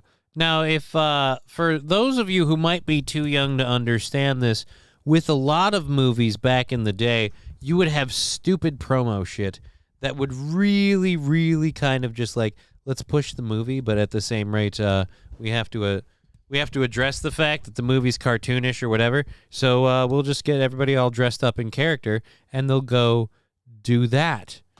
It really doesn't happen much anymore. And there's a reason why. You're about to see it. Here we go. Guys, let me ask you this. Do you sometimes wish that April was a turtle?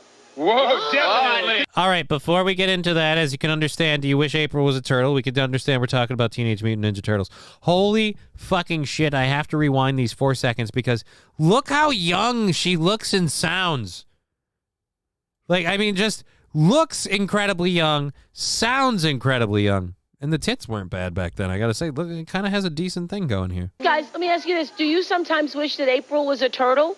Whoa, definitely. Conceptually, that works for me. You know, I've been trying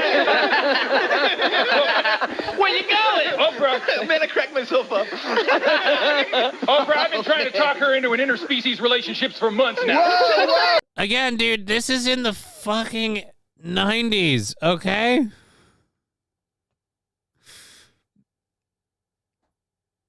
I've been trying to talk her into interspecies relationships for months now. Mr. Q, damn, I feel old. Hey, we all feel old, all right? Oh, worse than Russell Brand, right? And it was apparently Raphael, which is the part that surprises me the most. I figured it would have been Michelangelo, maybe Donatello. It's always the quiet ones. I would have never guessed Leonardo. But then to say Raphael, I'd be like, oh, not red, man. Not red Raph. No, dude. Raph, chill, man. And she won't do it, She huh? can't hold her breath. No, she can't do it. The biggest problem is she can't hold her breath long enough, you know? Well, okay, coming up. In front of children. So, by the way, everyone who goes, hey, this isn't cool, this day and age, to have these people these trans people, performing in front of kids, that's not all right. We need to return to a time of decorum. Yeah, when we had childhood heroes appearing before them on stage to make sexual innuendos about April O'Neil not being able to hold her breath long enough, a.k.a. swallow a knob. By the way, who's more weirded out? It looks like the white kid's picturing it and having a good time. The black kid is being ruined by this right now. Just like, oh my God, what is he doing to April O'Neil? All right, let's go back to... Oh, God, his reaction is the best. His reaction is so good. All right, hold on there. Oh, we got to go to this part. The faces are creepy, too. Hold her breath long enough, you know? Everybody's laughing about it on that stage. Go back a second. This is a horribly pixelated video, so you might not be able to see. Everybody around them is laughing. Like, every adult finds this funny, adult humor. These guys are all having a good time with it. Even the lady playing April is being a little bashful, like, oh, holding my breath, sucking their dicks. I get it. But then we go right to the kids. Well, okay. Innocence lost, ladies and gentlemen. I give you the early 90s, and this is just... F it, guys. The black pills are out now because it doesn't get any better. I mean, honestly, Don Lemon and Tucker Carlson will never recover from this. Hell, this might be the thing that turned old Don gay.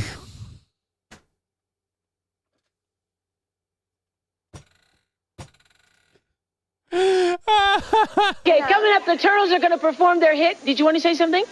I just wanted to say that the one thing about the Turtles, being a reporter, it's hard for me not to analyze. And the good thing about these guys... And we cut out before she got to the good thing about those guys. The good thing about those guys is they are all boosted, and they have giant cacks. All right, so there we go. Again, the look of childhood trauma, right, Thorne? I didn't even realize the kids being violated was going to be so clearly depicted in that video. I did not know that. I just that kind of came up out of nowhere, and I was like, holy crap, this is kind of poignant with all the stuff we've been doing and talking about. And I like I said, I watched it and thought, all right, we'll have fun with this. I didn't realize when you get towards the end of that clip, the kids don't look good in that one. They aren't gonna be all right. God damn it! Out of coffee. Yep.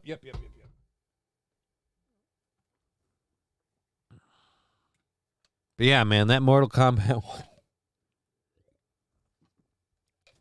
I suppose I can wait for that game to like go on sale or something, because it's not like I do live versus shit.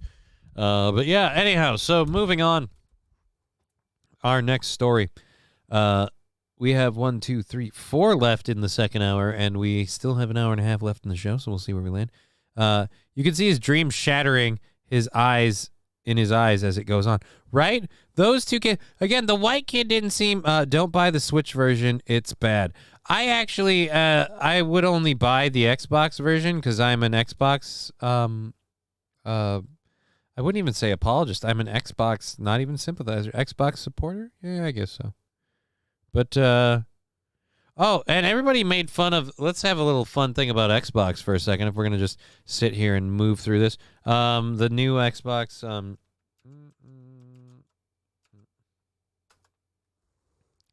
Xbox X. All right, let's go to leak then.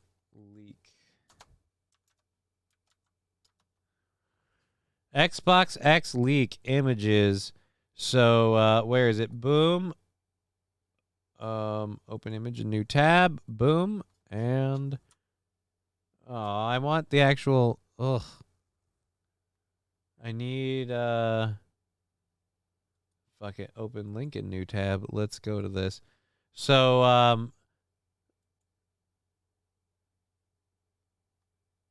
man, I don't care about that, nope. So Xbox is talking about releasing a new, Series X, and the thing looks like a giant fucking cylinder. Improved sustainability. What the fuck? Reduced PSU power by 15%. New low power standby mode. So great. It's got all that. Updated technologies, all new Southbridge, modernized IQ. These all things that sound weird. Brooklyn will deliver 4K Gen 9 console gaming with more internal storage, faster Wi-Fi. That's all great. It has no actual disk drive. And it will be completely all digital.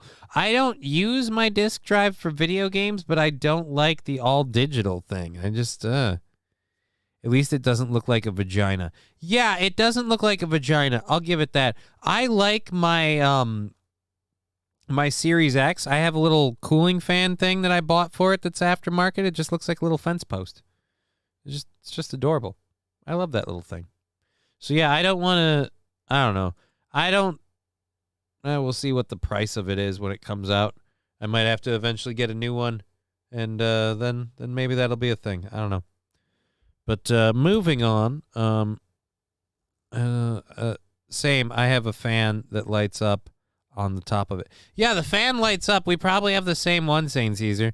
The fan lights up. It's got an extra port, and it just helps suck the air out of the Xbox, pull more cold air in and blow it out. No disk drive, no sale. Yeah, I don't like the no disk drive thing. I like being able to play movies, USB connection. Yeah, I have that. It's all in there. It's like I said, we're probably talking about the same thing. And disk drive, all that stuff, that's important to me. I like using that shit. I like watching my old school anime and stuff on my Xbox. I don't like the idea of having to get a Blu-ray player or something. Just not how I do that. Anyways, let's get back into the stories and stuff we have. We have an hour and a half left in the show. Thank you for being part of it. Having a good day, getting into everything, and we have footage of a tornado in China. I know they're gonna say that this tornado was not man-made, but I don't know. This looks like NIH at the works.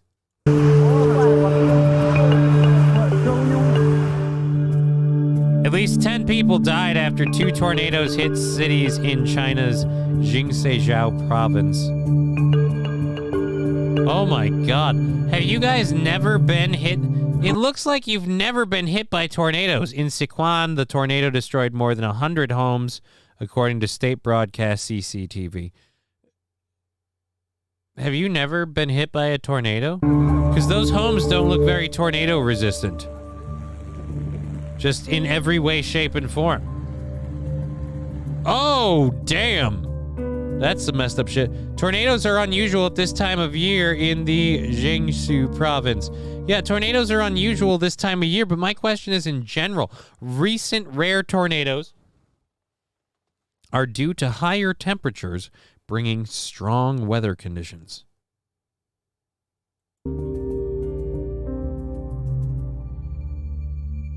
Well, I mean, if you want a global warming argument, I guess you kind of have one there.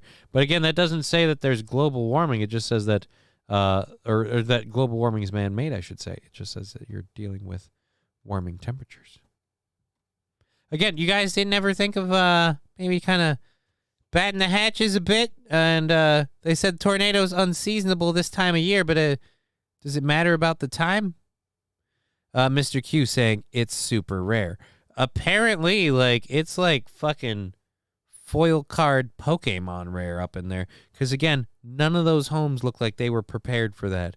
It feels like all of that. Feels like all of that is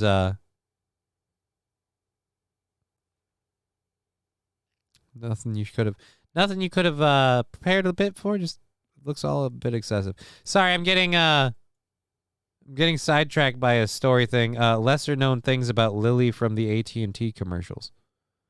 Lily from the AT&T commercials has been a family favorite actress across the nation. Blah blah blah. What is something we all knew? The character brought to life by one, the person in ads. Yeah, she stopped doing the commercials because people were tired of talking about her titties. She's tired of people talking about her titties. I get it. She got some big old jubblies. Damn. Anyways, this next story has nothing to do with tits. Lily and her huge tits. God bless Lily and her tits.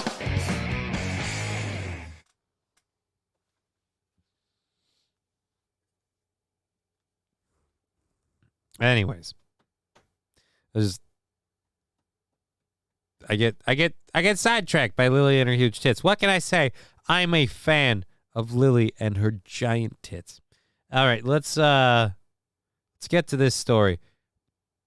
A police deputy managed to get one over on some criminals, and don't make us release our canine.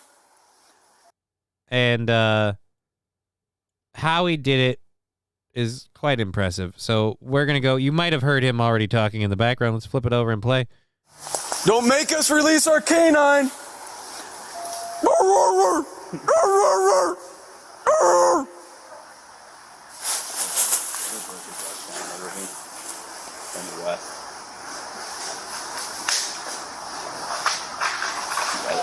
In the creek. Yeah, they're working their way south in the creek. It's like one male, gray pants, black, hoodie jacket. Did we get the Female, blonde hair, red pants, black hoodie, black and orange backpack. Better stop! Over here. Hands behind your back. You're under arrest. 2 more coming.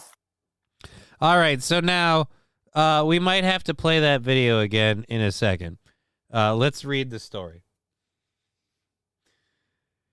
A deputy from the Pierce County Sheriff's Department in Washington recently got to brush up on his interpersonal skills, or his impersonation skills, god damn it, not interpersonal, impersonation skills, and nab a pair of car thieves. Oh, wow, these guys are car thieves? Nice. So the two juveniles reportedly stole a car before quickly abandoning it and running into the woods to avoid being caught by authorities. One of the deputies spotted them hiding out and called out to them, "Don't make us release our canine," before, as you heard, barking crazy. At any rate, Pierce County Sergeant Darren Moss had to say about this arrest. The best thing about this whole thing is that the kids actually believed there was a dog. And in the end, they told deputies, "Man, as soon as I heard that dog, I gave up."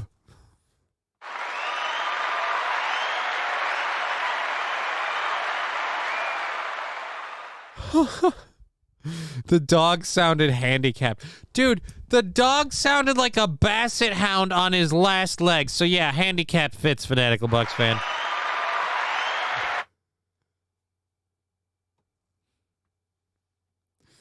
So awesome job. A+ for creativity and figuring out a way to get these to comply. Way to go. Again,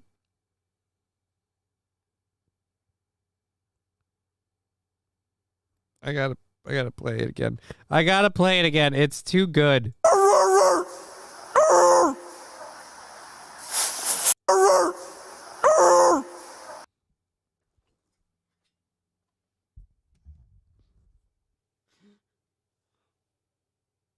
That dog does not sound like a dog. I will be honest about this. That doesn't sound like a dog that the police trained to find you and get you down on the ground. That dog sounds like that dog is going to R-word you. Has to be a sound drop. What? The dog scream? So you're saying we need this?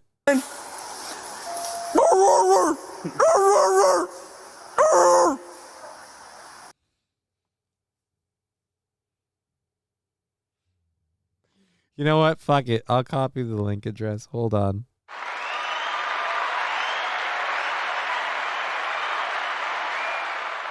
Let's go down here. We'll put this with the other one that we're working on that we got to do.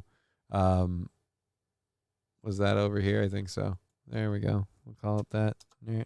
There we go. All right. The last R.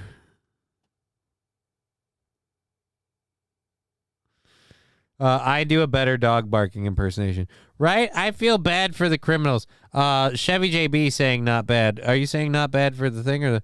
I was pissed the first time I went to watch a DVD. I had not downloaded the player yet, so I was effed.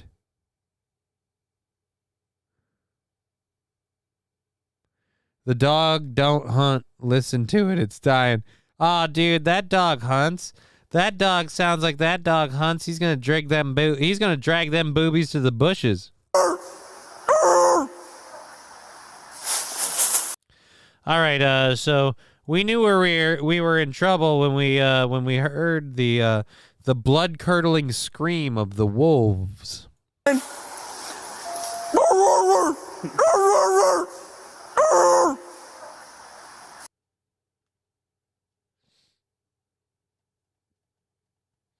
I hope someone in jail got to make fun of these two over the whole thing.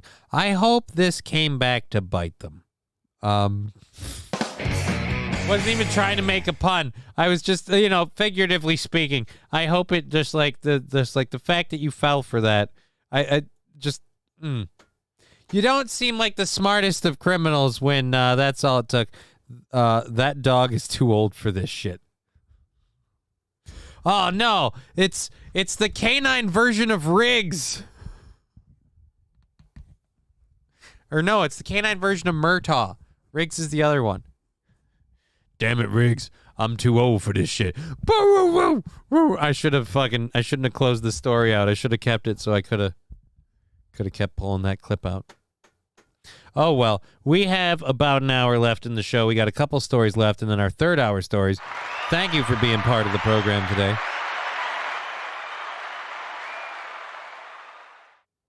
Fanatical Bucks fan saying, I bet that cop gets dog bones on his desk every morning.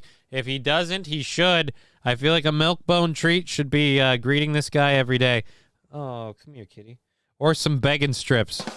Because I think, like, people can eat bacon strips, right? I mean, they're technically meat. They taste like bacon. If it's not going to kill your dog, it should be safe for you. Just no coffee left in there. But I love the taste of the coffee. And now I've got just regular old water. And I'm like, oh, poor me. And I've got a kitty tickling my toes. Jump in my lap, kitty, and we'll have ourselves a show.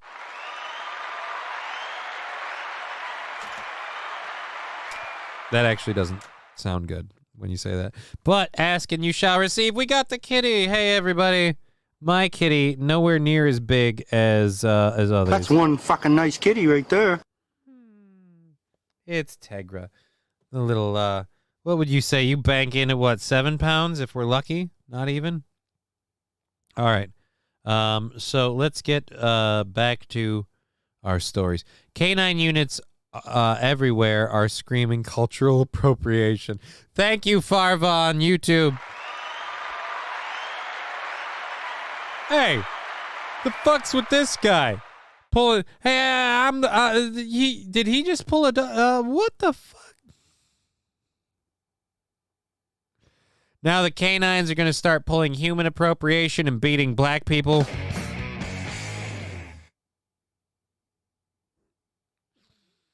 I feel bad about that joke, but only a little because there's like half of a truth in it. All right, so where is the kitty cam? Let's get the kitty cam up, as we do, since we have a lot of support that's come through in the last few days. And we have the kitty, and I look adorably fat.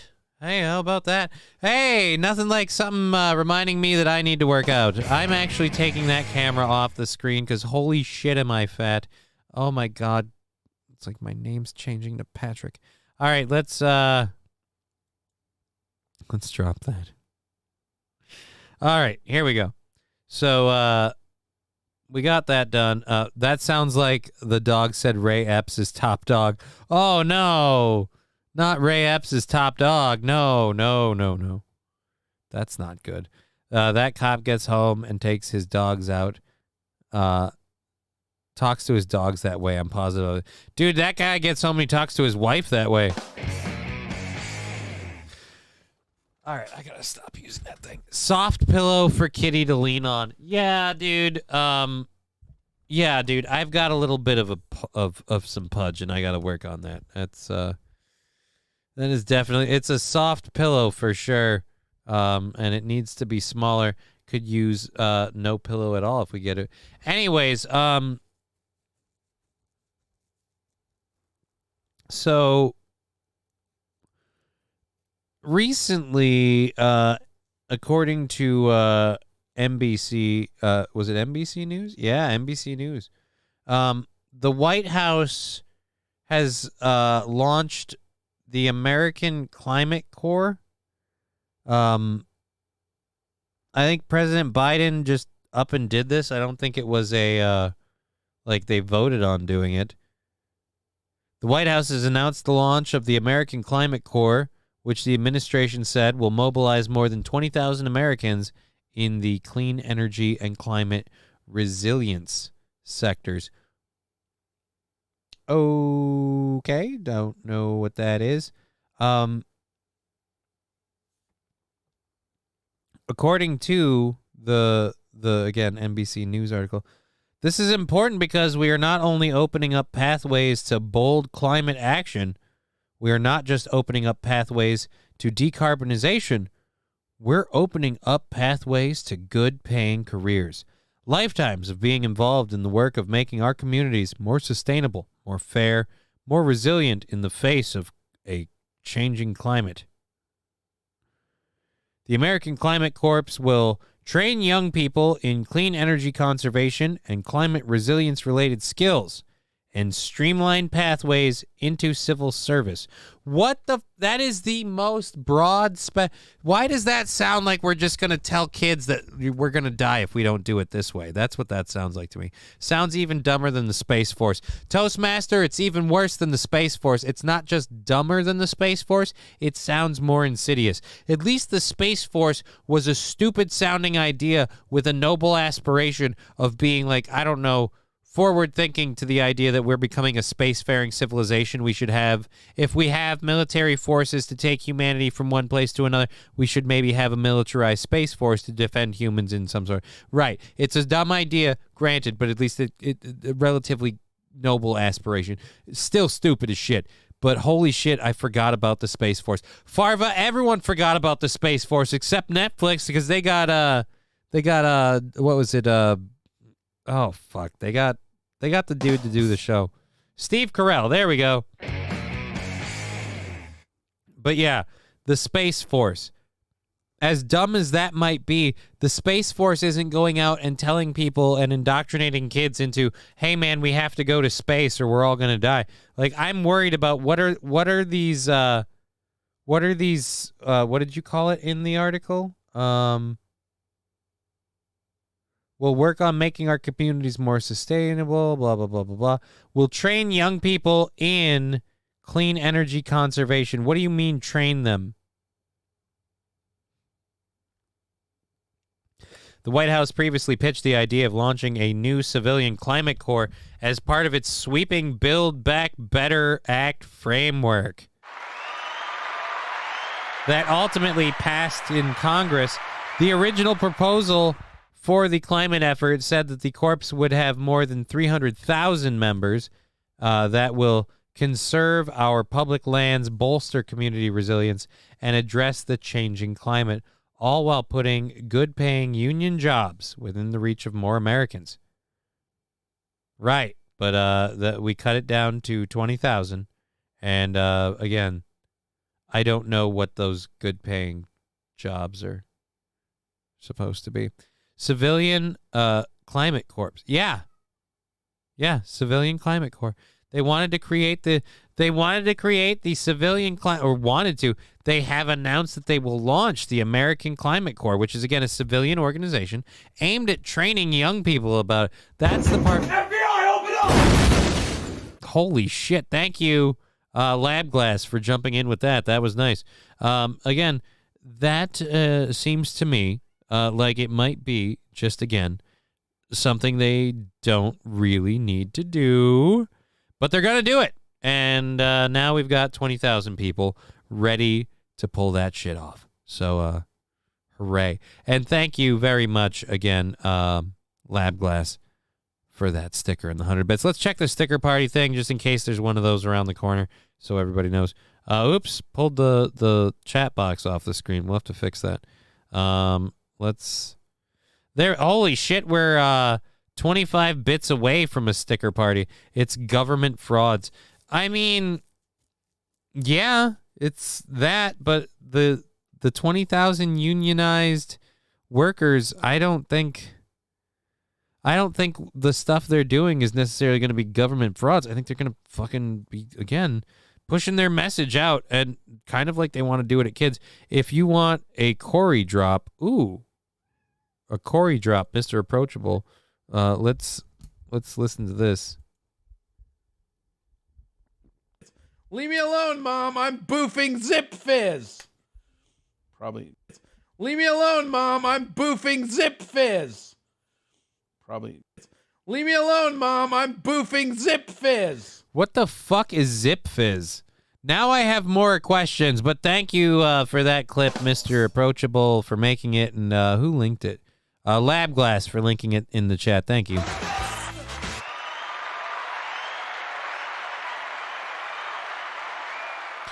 Again, for the remaining hour of the show, we'll just leave the little thing up there.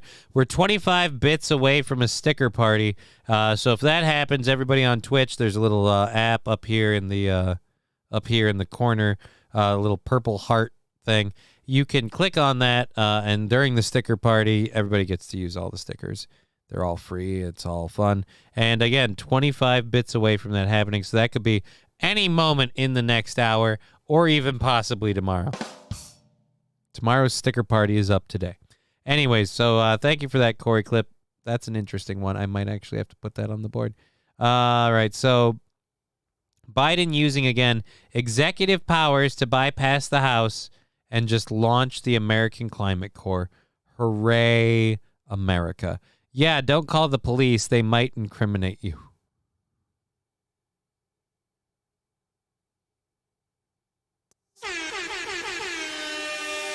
Fill some holes starting the sticker party. Oh, we got new music. They keep changing the party music.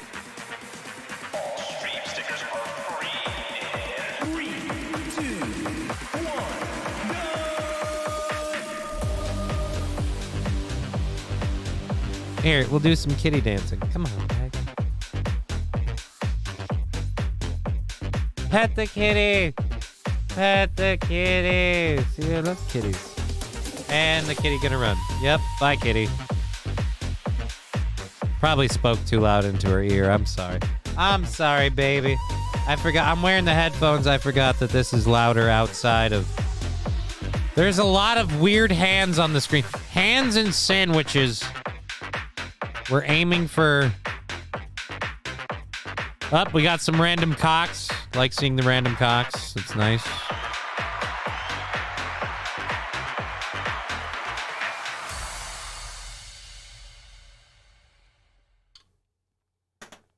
Confetti's still falling.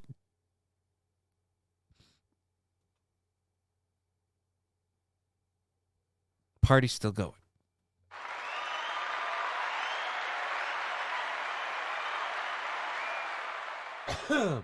And then someone saying in the chat here, where was it? Holy shit. I forgot about Space Force. Nope. Here it is. Atomic Ray. Corey has officially drank the Zip Fizz. Goodbye, America. What is the Zip Fizz? What is Zip Fizz? I don't know what Zip Fizz is. I am missing out on something. And are those mushroom cloud Groots or what? Is that just supposed to be a happy little tree? I am weirded out by whatever that is. All right, so again, we have an hour left in the show. Thank you for being part of it. On Twitch, YouTube, Rumble, we've got all of the apps up. If you say it in the Rumble, YouTube, or Twitch chat, we'll see it. It's a drink powder. All right, well, now I need to look into that. All right, so we have one last story from our the first no, not the first, the second hour of our program. So wait a minute, drink powder, you mean like is it like that what's that I don't remember the fucking what, not Tang, there we go. Is it Tang? Is it like Tang or some shit? I don't know. Zip Fizz. It sounds like a I don't know. Zip tie keeps coming to mind. At any rate, there is a Twitter clip going out. Let's see how big it is or how long it is. Oh, dude, it's only 37 seconds. So, again, this guy, Sneeko, has been very, I guess, is it anti-LGBTQ? I don't remember what. But, so he's out doing a, like a photo shoot thing here. And a bunch of people, Tang, Kool-Aid, I guess it gives you energy. Well, I mean, Crystal Light. There you go. Crystal Light drink powder for people that really, really, really don't want to just buy Kool-Aid.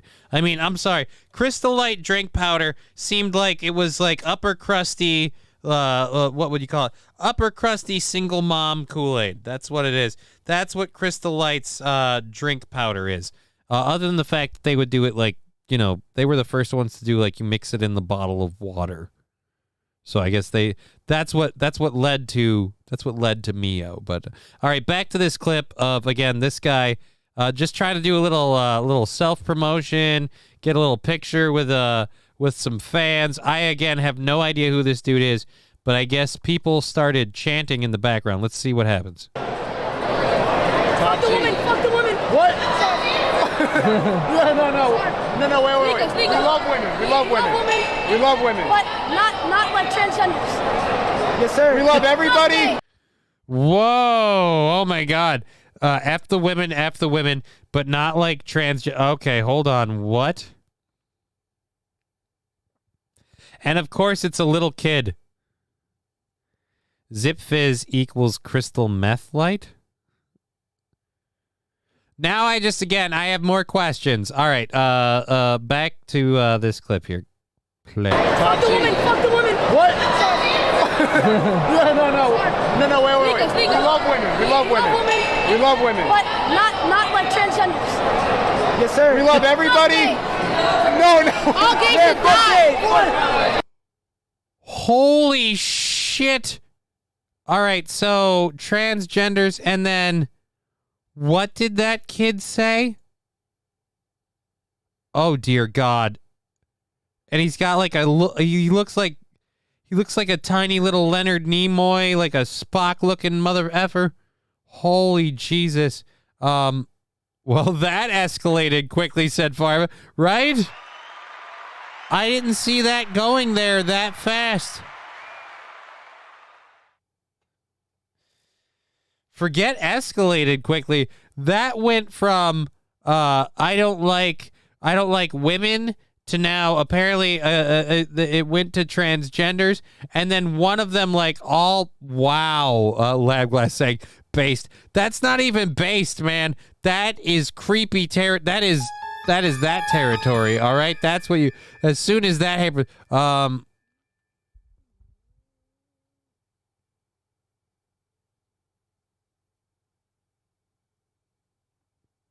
Danger.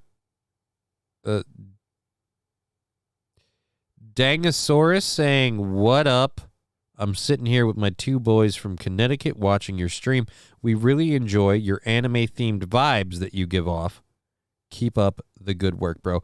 Well, thank you very much. I didn't know I gave off anime vibes. Didn't know.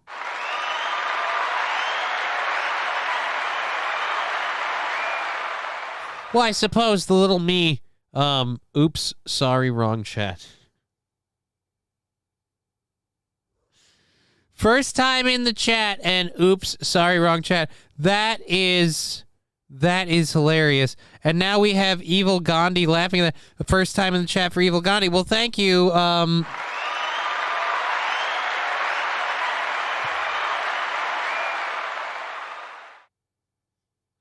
So now, is it you don't enjoy the show, or I'm not giving off anime vibes? Would you enjoy the show more if I gave off anime vibes? How does this work? Fuck off. Well, I mean, in an hour. I mean, yeah, in an hour. Lab Glass, you belong here. Look, I don't want to mince words, but you're among friends. All right, anyways, let's get back to, again, this incredibly effed up video. I'm glad I didn't have my camera on there. Holy crap, this chick looking over here is like, holy Jesus, that went really, really far really quickly. All right, let's go back. No, wait. We love women. We love women. We love women. But not like transgenders. Yes, sir. We love everybody. No. All gays should die. Yeah, merch, preach. What have I done? Can I get in the video? Fucking talk. Can I get in the video? Yeah. Talk to him. Yo, what's up? Yo, talk to him. They're not saying anything. And where the hell are we? You look like you're near a Subway of some sort, and you've got a bucket of popcorn, and you're just talking to some random kids. They seem confused. They'll fit in. Thorn anime vibes. Yeah, dude, we've got anime vibes. The young conservatives are at it again. Is Spock stoned? I don't know about stoned, but I bet you Spock's got some animals in the backyard. Spock went again to fucking street level real quick on that. And they gave him his chance to speak. 3 seconds left. I don't think he's gonna, so let's go ahead and go back again. Let's watch one last time how America's future handled this this brilliant moment. Stadium? Baseball game? All right, I'd say, oh, yeah, it does look like a baseball game. What? No, wait. We love women. We love women. We love women. But not like transgenders. Yes, sir. We love everybody. No. All gays should die. Yeah, merch, preach. All right, one, I would never want to be this dude who is again just like, oh my God, what have I done to these kids? Again, hold on. Let's This face right here. Oh shit, that's right. I had my camera off so we could all see what would we call it? Psychopath Spock? Psycho Spock? Whoa, Black Betty, Psycho Spock. Whoa. All right, sorry. Anyways, you, sir, you should have this face. Oops, wrong screen. You should have this face that you have here. That face should be over the fact that you're doing a photo op with this. And by this, I mean a small young child. I understand that appealing to people on the internet means people of different age grapes? People of different age ranges and all of that. But you shouldn't be attracting children? I just feel like it's weird, and somehow, what are you saying to them that this is what your fans, that they're saying to you to, impress their hero, that again, we get to this. We love women. But not like transgenders. Yes, sir. We love everybody. No. All gays should die. Yeah, merch, preach. What have I done? Can I get in the video? Fucking talk. Can I get in the video? Yeah. Talk to him. Yo, what's up?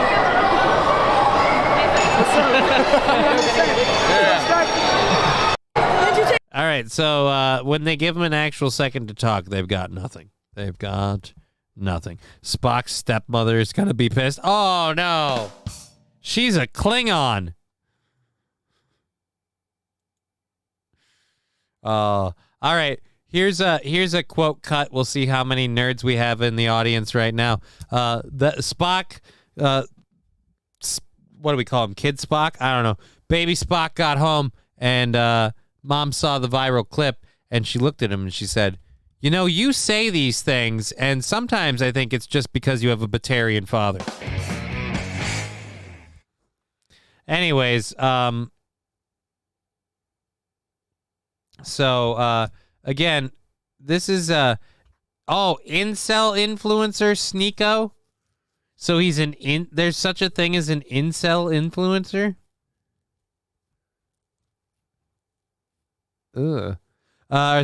So again, a disturbing video, we just saw it circulating on X, the platform once known as Twitter, sparked vigorous discussion about the influencer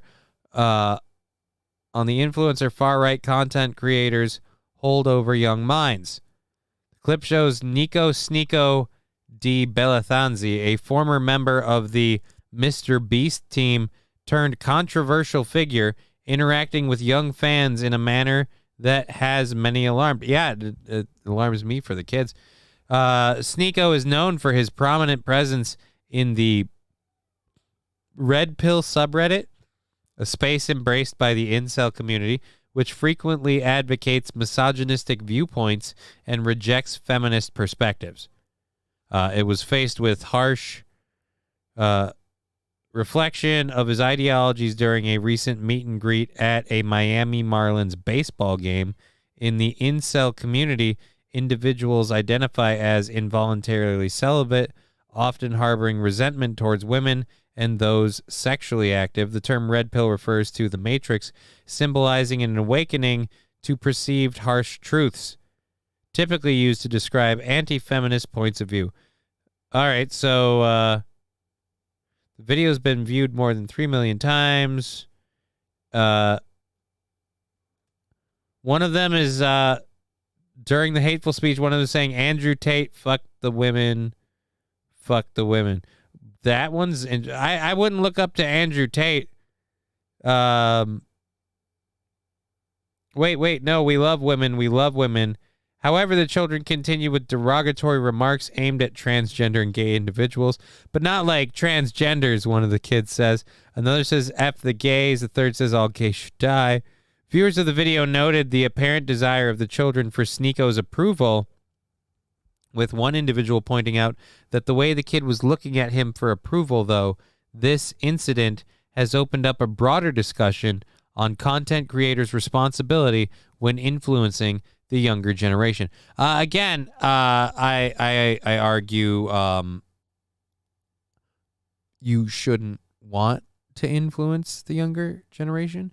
Like, no offense, I kind of feel like, and maybe it's because I grew up with, like Barney and the original guy puppeting Elmo and what's the other one's name? Pee Wee Herman and stuff. I always worry when anyone wants to influence young minds or young people, any children's show. And now with this influencer stuff, anytime someone's like, you know what, I want to get to kids that are, awkward and kind of just getting, into the whole puberty thing.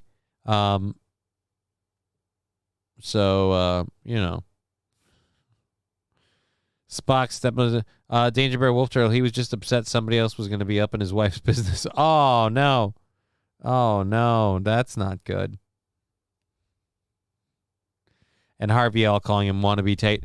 Yeah, it's weird. But again, that's like I said, when you have these kind of communities where you exhibit that kind of stuff and then you meet them in person and they exhibit that kind of stuff, it just...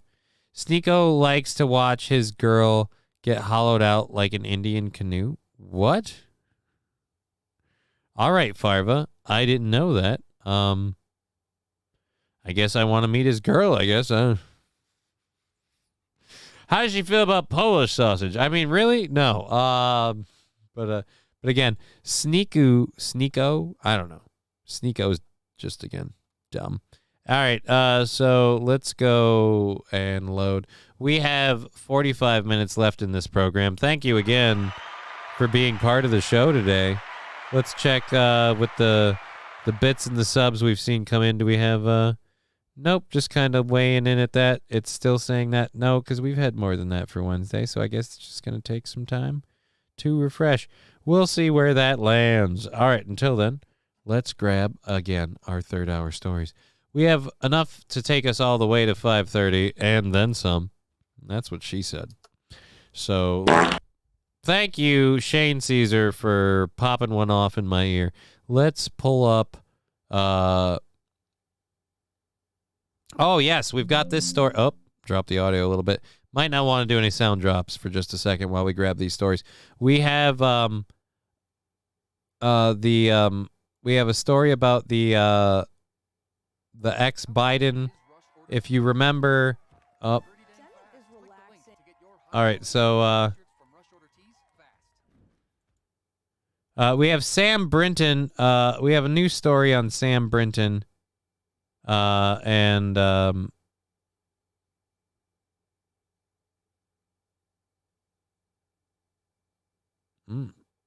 we want to watch the video of it or just read the story? I don't know. We'll see. All right. Then we've got a video about a senator making jokes about the new dress code thing. I got to clear my nose for a second. Oh, just backing up a bit, I think. All right. So, and then a Democrat suing Democrat from California suing Sacramento.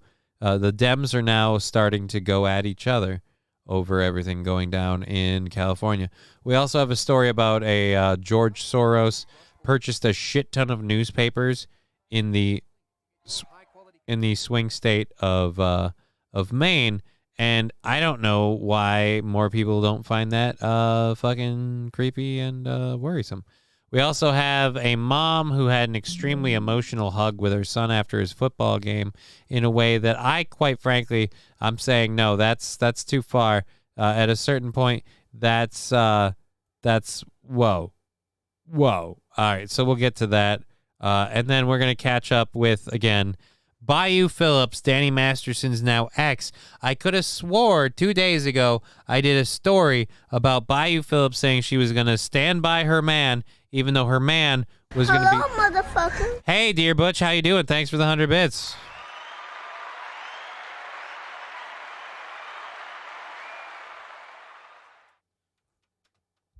Again, I thought she was going to stay by him, but apparently now there's a divorce. So now we're going to read about that. we'll talk about that going forward in a minute. And again, we've got plenty of other fun things to get into. The first one, police find female designer's stolen clothes in ex-Biden official Sam Brinton's home. Sam Brinton was, I believe, arrested. I'm not quite sure. Let's cover it through here. Police are returning articles of clothing to Tanzanian fashion designer that they obtained while executing a search warrant of disgraced ex-Department of Energy official Sam Brinton. The Metropolitan Washington Airport Authority, MWAA or MWA. I'm part of the Metropolitan Washington Airports Authority, the MWAA. Do you have a shorter way of saying that? MWA. The police department confirmed that the clothes were returned to Ashaya Cashman, who has alleged that Brinton publicly wore clothing she designed, but which was not in her bag, but which was in her bag that she reported missing at the Ronald Reagan National Airport years ago. In May, MWAA police officers executed a search warrant in connection with the case at Brinton's Maryland address. The MWAA police department can confirm that we returned the victim's property. Right? Okay, so where's the thing about being a fugitive? Because that was something I read in this before, too. Weeks after the search warrant was executed, Brinton was charged with felony grand larceny of the items worth more than $1,000 in the preliminary hearing in the case, which was filed in Arlington General District Court and has been delayed until December. Okay. In February. Tier 100. Thank you, Not Now, Jake. Thank you for the 100 bits. All right, so this is about the clothing. I thought there was more about she'd flown to D.C., seeing the photographs. The MWA returned the stuff. Right. In addition, Cashman filed a suit. Meanwhile, Brinton, who has made headlines last year after being appointed the position that oversees nuclear waste policy at the DOE's nuclear fission, as non-binary gender fluid person, escaped jail time in 2 separate cases. Police charged Brinton in October. And, I thought this was something about him being a fugitive. Brinton was on an official taxpayer-funded trip to Nevada. He faces up to 15 years for the 2 alleged thefts. Both cases are presiding judges ruled jail time wasn't necessary, and that's where we disagree. The DOE on December 12th announced Brinton had left the agency, but wouldn't comment on the reason. Yeah, the departure was because your box checker was a thief, a really fucked up thief. So, hooray. I thought there was a story about Brinton being on the run or something. I don't know. On the runway, am I right? All righty. Let's click that button. Okay, so this next story that we're going to play for you here, and we're going to kind of move into that because I expected the Sam Brinton thing to have more. Like, I'm glad that they... She called the update terrible. No. I'm glad that they got... I'm glad that they got that lady's clothes back to her. But at the same rate, I kind of want to know more, like, is there something going on with him? Because if not, man. Uncle Deer Butch says Lab Glass. Lab Glass also saying Cousin Mikey. Yeah, good to see you, Mikey.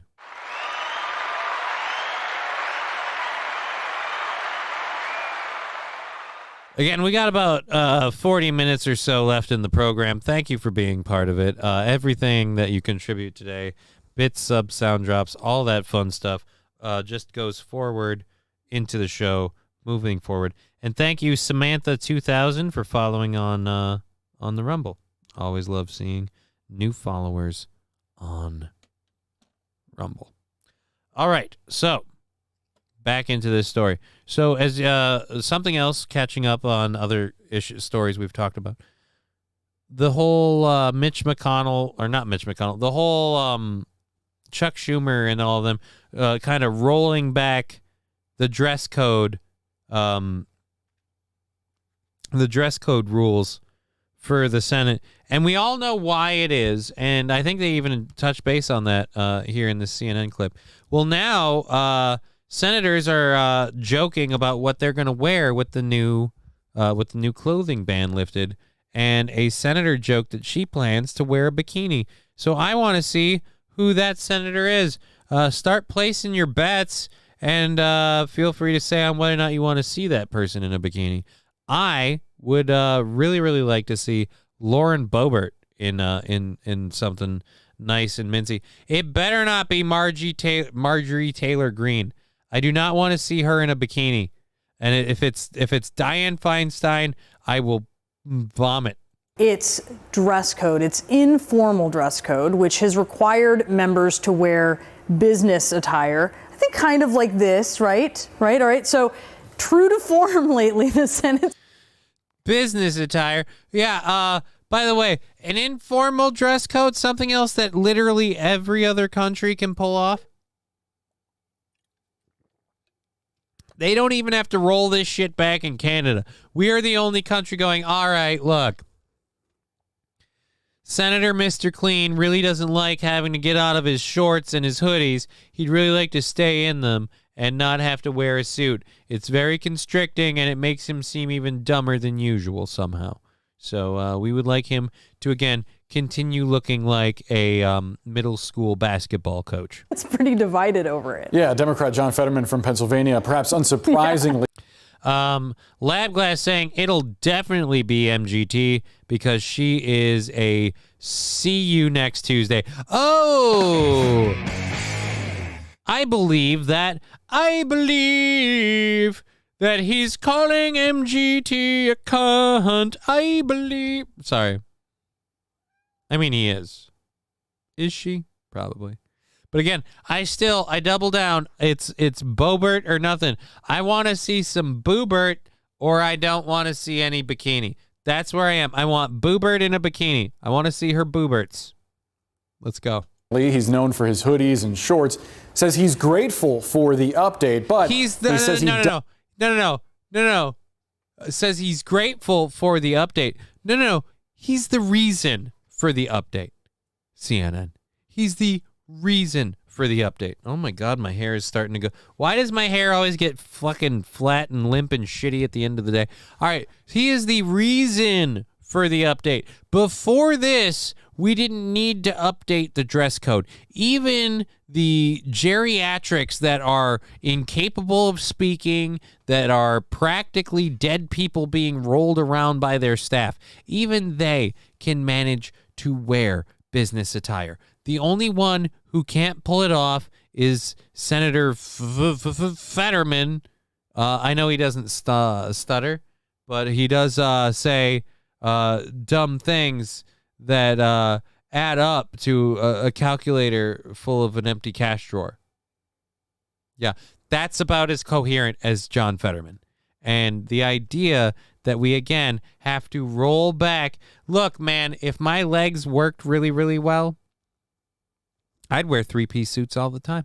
I just like dressing up. I like looking good. I like feeling good. Three-piece suits do that for me. The fact that you are a member of the leading ruling class in this country and you can't get out of your fucking hoodies and sweatshirts. And the part that, oh, well, Fetterman says he'll certainly enjoy this rollback on the ruling. Again, because it was for him. Who else was... Anyways, I'm sorry. I'm getting angry, and I shouldn't. I apologize. I'm a Christian. Who's the senator that's going to go in the bathing suit? Who's the senator in the bikini? Please, Boebert. Doesn't plan to come to work dressed down too often. Now, some Republicans, they're not too keen on the chain. Doesn't plan to come down to work dressed down too often. Yeah. But he does it all the time already. So much so that we've been mocking it and making fun of it. So much so that it's been a meme, to the point at which, again, the government has rolled back the dress code because of John Fetterman, all right? Because of, again, Senator high school basketball coach. Change here. You have Senator Shelley Moore Capito. There's Fetterman. She called the update. This is, again, people are laughing. This is pathetic. This is disgusting. For someone that's, a lead, like a member of Congress, a member of the quote-unquote ruling group of America, you've got all of your, let's go back 10 seconds. You've got all of your fucking shit. Down. You've got all your shit in your fucking front pouch. Now, some Republicans, they are not too keen on the change here. You have Senator Shelley Moore Cap. Dude, potheads have more respect than this, okay? Potheads. Mikey Two Milks over on the Rumble chat. I'm over here now. Hey, Mikey on the Rumble chat. Hey, thank you. And then jumping in on the onto the YouTube saying, I'm over here now. There you go. Can you keep up with Mikey? I barely can. It's like a shell game with two milks. All right, so again, dude, seriously? All right, so Republican who said what? But there's Fetterman. She called the update terrible. Senator Chuck Grassley said it, quote, stinks. House Speaker Kevin McCarthy weighed in with it. He said it's embarrassing. And Susan Collins joked, and I love this. She said, I plan to wear a bikini tomorrow. Senate minority. Susan Collins, okay. We're gonna do a little picture look for Susan Collins. I want to see if we want to see Susan Collins in a bikini. Susan Collins, United States Senator. All right, that's pretty easy to find. All right, Susan. All right, I'm gonna go with no. Let's grab a couple of images and see where we land. We'll go. Oh, she's got a red and a blue kind of dressed up look. Great for her. How about one where she looks like a go-getter? There we go. Image and new tab. With the glasses. There we go. Image and new tab. And hey, there we go. Full body shot. Image and new tab. All right, guys. All right, that's blow up about as much as we can. There we go. There. And there we go. And there. Oh, all of these didn't really go well. Okay, guys, so here's what we're saying. We're saying, hey, she's going to wear a bikini.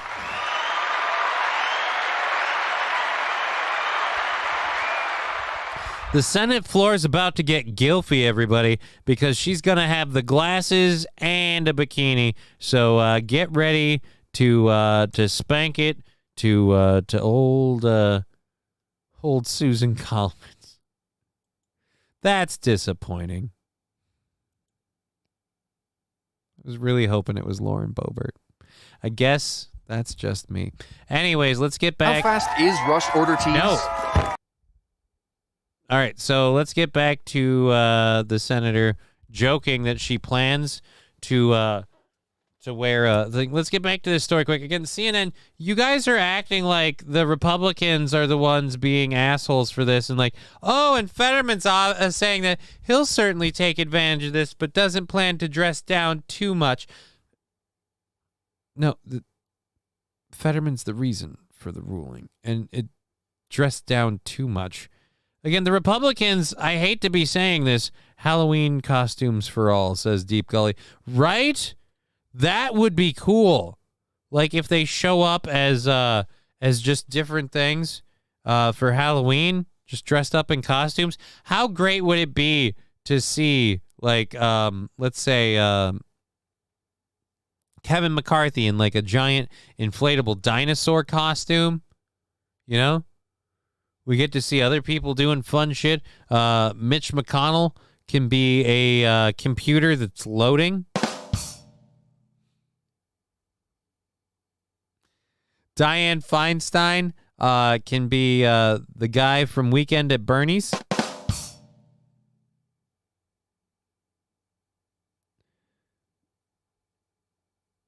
All right. Anyways, Nancy Pelosi can be a criminal. You know, they can all dress as the things that they kind of are, but pretend they're not. No, God, please, just wear it out in public. No! Thank you very much, Dear Butch. I've got to figure out why the audio now is not as long on that end. Thank you, Dear Butch, for the 100 bits.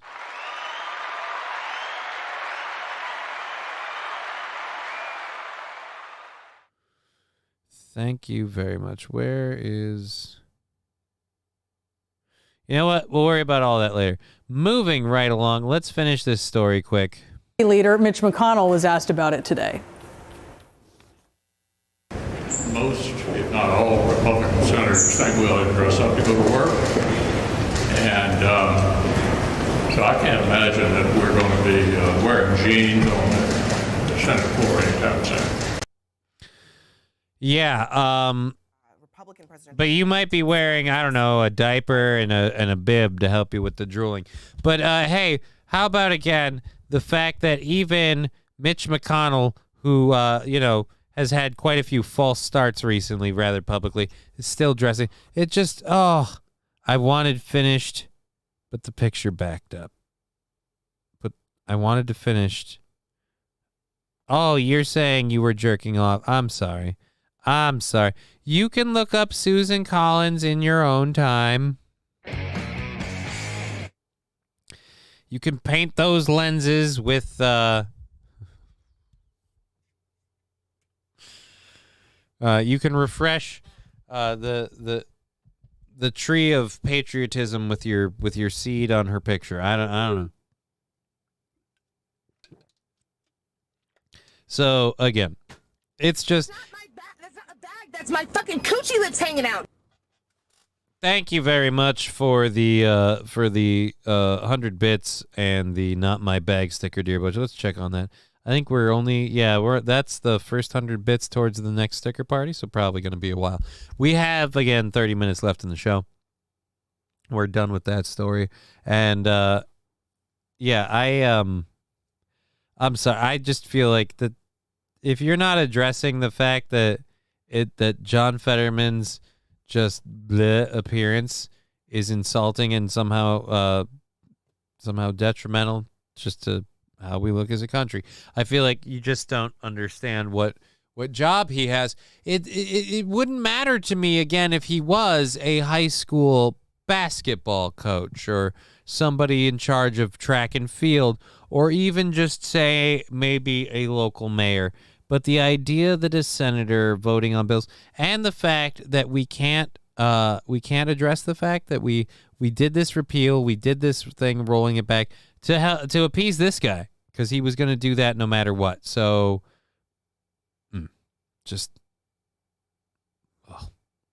anyways, we, like I said, have a half hour left. I am suddenly running out of steam. This is not good. I don't know why this is a thing so much lately for me. So let's get into this story quick. A Democrat district attorney in California is suing the Democrat-led city of Sacramento for allowing homeless conditions to devolve into squalor akin to a third world country.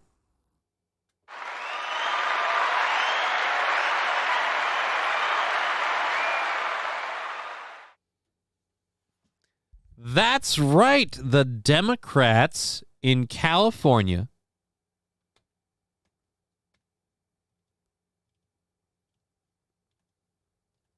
are suing the Democrats in Sacramento.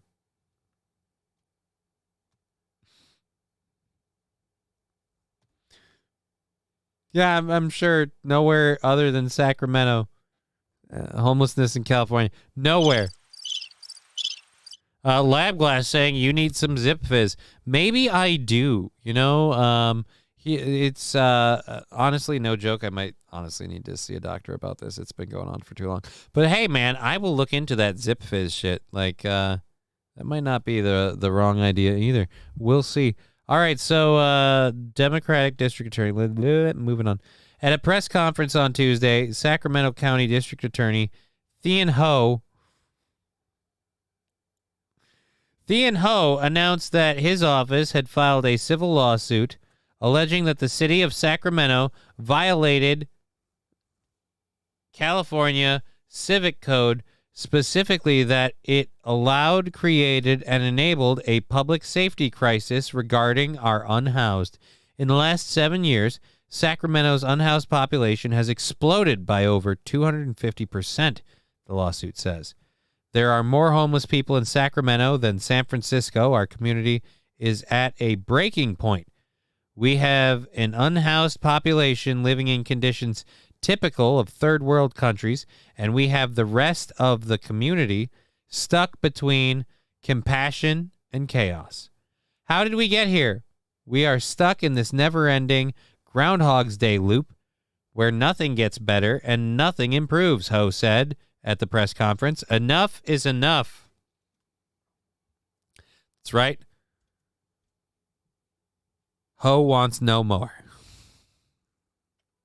You know you got a problem when you've pissed off your hoes. Anyhow, so the lawsuit says both Judge Michael Bowman and District Attorney Ho wrote letters to the city of Sacramento in late June, sounding the alarm to how the growing homeless encampment and the tents within a 3-block radius of the courthouse encroach on the community's access to justice. Daily incidents include physical and verbal assault, public sex acts, open fires, nudity, urinating, and defecating on walkways, the complaint claims, all of which Ho says threaten the safety of jurors, victims, and witnesses during the ongoing trials as homeless people engage in erratic and violent behavior. But wait a minute, sex acts? You mean I can get someone to give me a good beeger before I go in to pay my speeding ticket? That'd be sweet, you know? I mean, especially if it can get thrown out. I mean, I get off and then I get off. You know what I mean? All right. In a response, Mayor Darnell Steinberg assured that he was working with the community manager to open up the Miller Park safe camping.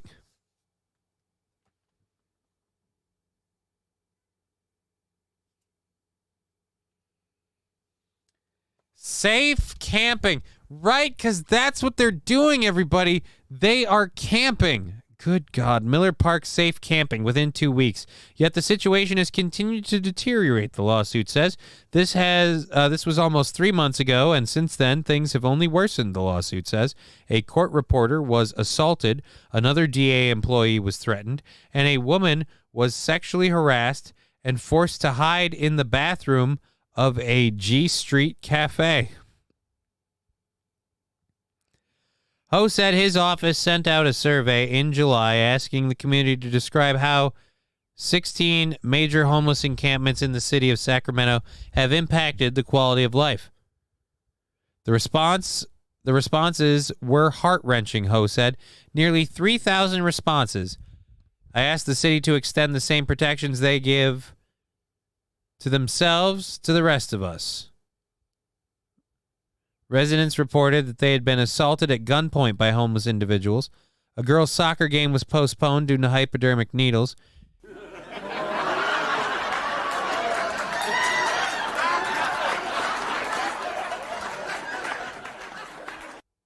I mean, I don't know that I find that one funny, but I guess, hey, man, whatever. This is starting to sound like a really good time. Part of it, actually, yeah, part of it especially near the courthouse. I mean, that's when you need to see someone blowing somebody.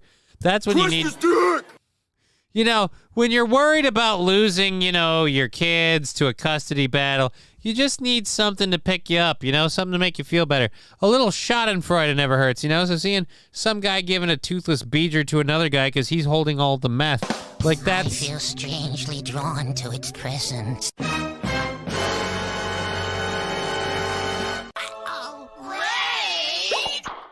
Awake Jimmy rating us with 23 people. That is super awesome. Thank you, Awake Jimmy.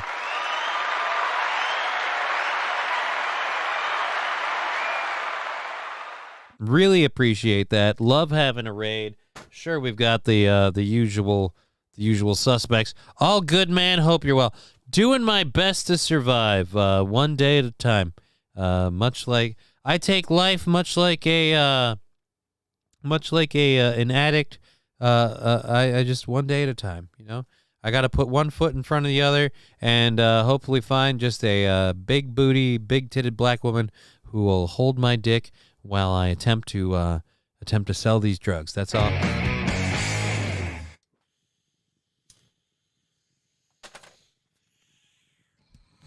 Thank you for that, Raid. We've got about 20 minutes left in the program. We're talking about the residents of Sacramento. Apparently, the DA and members of Sacramento are suing the city. It's an interesting way to go. Right. So there again, you know what? We'll kind of end it on that because that's just, this whole thing is now just depressing. Again, treating homeless people like they're just camping and they're just, just down on their luck is great until, like, again, that's weird. The DA is suing the city. All right. The Democrats are now suing the Democrats because they're being too democratic. It's just why. All right. Again, welcome, Jimmy, and everyone else rating on the channel. Thank you for joining us. We love having you. Oh, do I want to talk about this one right now? This one seems like a bummer to get into now that we have people going on here. Let's get to this one. Here's one. I played a lot of sports. Oh my God, dude. I've got theories now in that picture. We're gonna have to go back to this. So this video clip is a minute long. Now, this mom has gone, I don't know if it's viral, but this mom has made some headlines. And there's been a lot of feedback. Again, I'm going to cut over to the still, and I'm going to repeat what I said. This mom, again, she is a mother. You might be asking yourself, who is she hugging? She's hugging her son. Does that look like a hug? Is that a, like, it's not even, dude, it's early in the season. Big win or not, like, I'm sorry, if you hug him any harder, he's gonna come. Oh, mommy, that's kind of inappropriate looking. Right? And the best part is, in a couple of seconds, it's going to look even less appropriate. So, here is, again, their big hug. She's the mom responding after the video of her hugging her son after the football game going viral, saying that that's just how we are. We're very passionate people, so we're just, very, I guess they're huggers. And, again, you're riding your son, okay? This is, again, just wow. Does it look like he's kind of chubbing right now? You two look like you're about to kiss, all right? You look like you are about to kiss. 2 seconds in, and I'm thinking, he looks like his cup's uncomfortable because now he's got a big old hard dick. Because, again, mommy went in hard, all right? Oh, look at his bulge. Right, St. Caesar? If she's stepmom, then it makes sense. She is not stepmom. This is not a stepmom video. This is this lady's son, and apparently they did well in the game, and she wanted to congratulate him. But much like, unlike Lauren Boebert, whatever. Unlike the Boebert lady, she knows to hold the dick grabbing and the tit twisting for when not on camera. Northern Finlander, I want a hug from her now. Right? Everyone should get. As far as I understand, the mom has expressed that this is just how the family behaves. So I don't know if she hugs everybody this way, but this is the hug that she gives, again, her son after his big win. And ironically, when he got home, he scored another touchdown.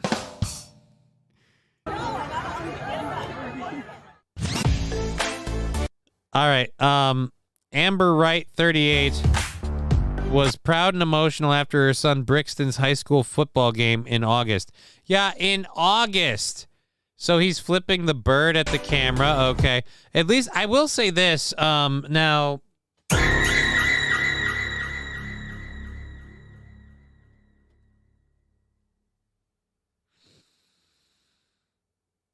Really? That was necessary. Great.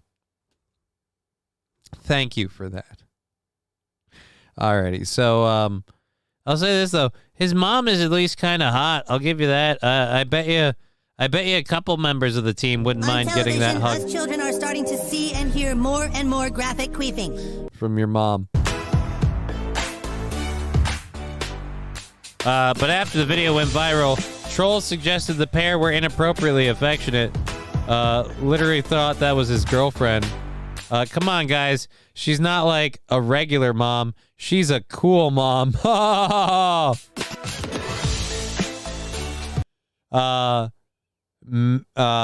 bit much there, Mom. Keep your feet on the ground. Things will be fine.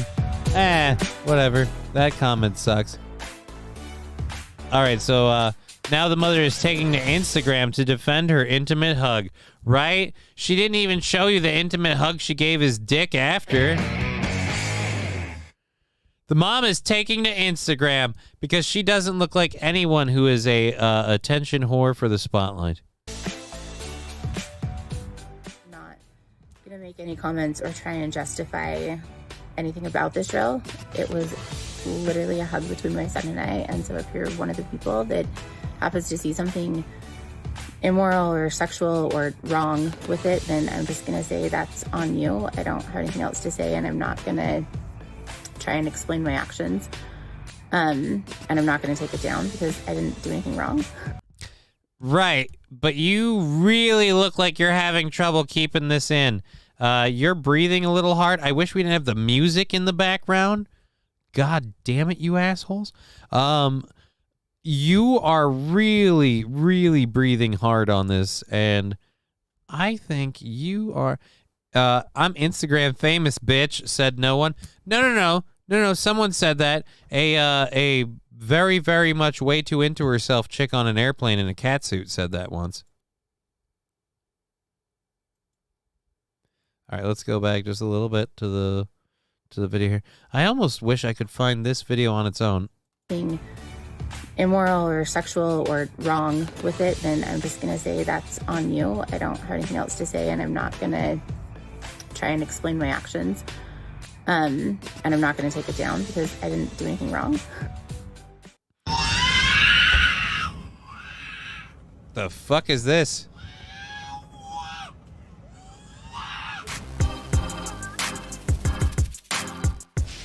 All right, I don't know if...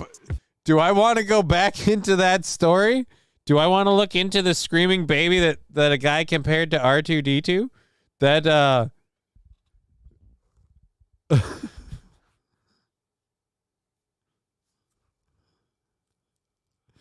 Bowtie saying, we don't care what you say, just show us your boobies, right? She's breathing hard because someone is flicking the bean under the table. Oh, no. Lab glass once again. Can I hug her? I mean...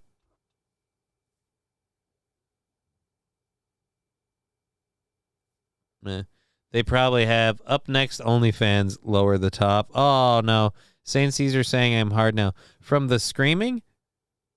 This bitch is using a filter. What, one of those beauty filters? Oh, I wouldn't be surprised, but didn't really seem so from all the pictures we saw. That's crazy. I'm hard now for the woman. Oh, for the woman? Never mind then. We won't get into the screaming baby then, because it sounds like that might take things in a different direction than you want. Okay, so we have a couple of different video things we can do for fun. We'll cover this really quick, and then we'll cover the last 10 minutes of the show. A downer on the video. Yeah, on the video? I might have to go back and check that later.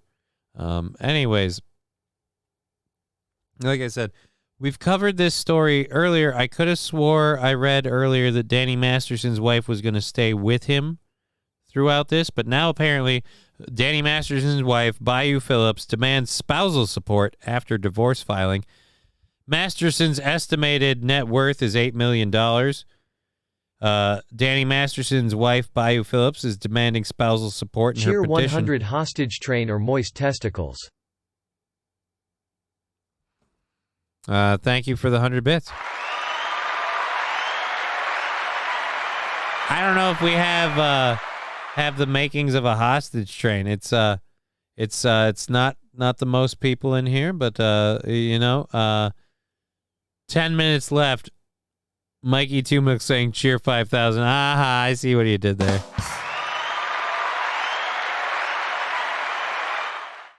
That Mikey's a funny guy. All right, so in court documents obtained by the news, Phillips requests that she be awarded spousal support and also asks for the court to terminate any support to Masterson.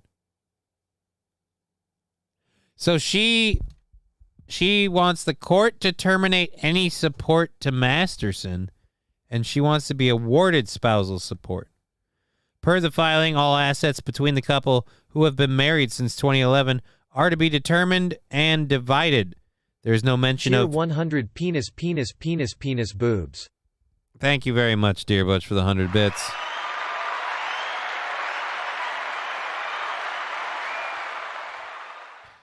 Alrighty, so the assets are going to be divided. They've been together since 2011. Wow. I'll say this, Bayou Phillips is kind of looking like what's her name now? Whatever. All right, so in a statement to People magazine, her lawyer said that Miss Phillips has decided to file for divorce from her husband during this unfortunate time. Her priority remains with her daughter. The lawyer added this period has been unimaginably hard on the marriage. Oh, really? And the family. Mr. Masterson was always present for Mrs. Phillips during her most difficult times of her life. Mrs. Phillips acknowledges that Mr. Masterson is a wonderful father to their daughter. Masterson is sentenced to 30 years. Phillips' decision to file for divorce came as a surprise, as she remained devoted throughout the entirety of Masterson's trials. She was frequently pictured leaving court with her husband. Her character statement called Masterson a life-saving partner to me. The divorce filing, she cited irreconcilable differences with a definitive date of separation to be determined. Irreconcilable differences like the fact that he's going to be incarcerated for our wording for three decades. Previous reports indicated that Phillips had no intention of leaving Masterson. Yeah, that's what I said earlier. Now I look like a piece of shit. Thanks a lot. She has a very difficult time. She's had a difficult time since the conviction. She loves Danny and has no plans to file for divorce. She will be by his side for it all. Yeah, that's what we believed. And now you're saying that's not the case. Masterson has an estimated net worth of $8 million. He's best known for his time on sitcom The 70s Show. Yeah, I don't give a shit. The couple faced intense backlash for their support and subsequently apologized. Oh, yeah, with Mila Kunis and Ashton Kutcher. Lawyers for Masterson and Phillips did not immediately respond to requests for comment. Again, where in the fuck did this come out? Is she supporting him or not? She's leaving him. What irreconcilable differences? Immediately following, we were already on that screen. Immediately following everything, it was supposed to be everything was gravy. We were all good, but whatever. Cheer 100. I don't need any penis, but some boobs in my face wouldn't hurt my feelings. Thank you, Northern Finlander.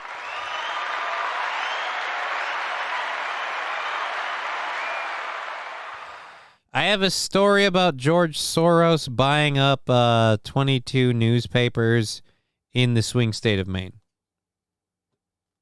It's kind of not really that much of a news flash. It's just, it happened recently, but again, it's not anything new for old George Soros. And I can't imagine that owning those 22 newspapers in that swing state during the 2024 election season has anything to do with the 2024 election. It's weird if it's the government trying to sway your...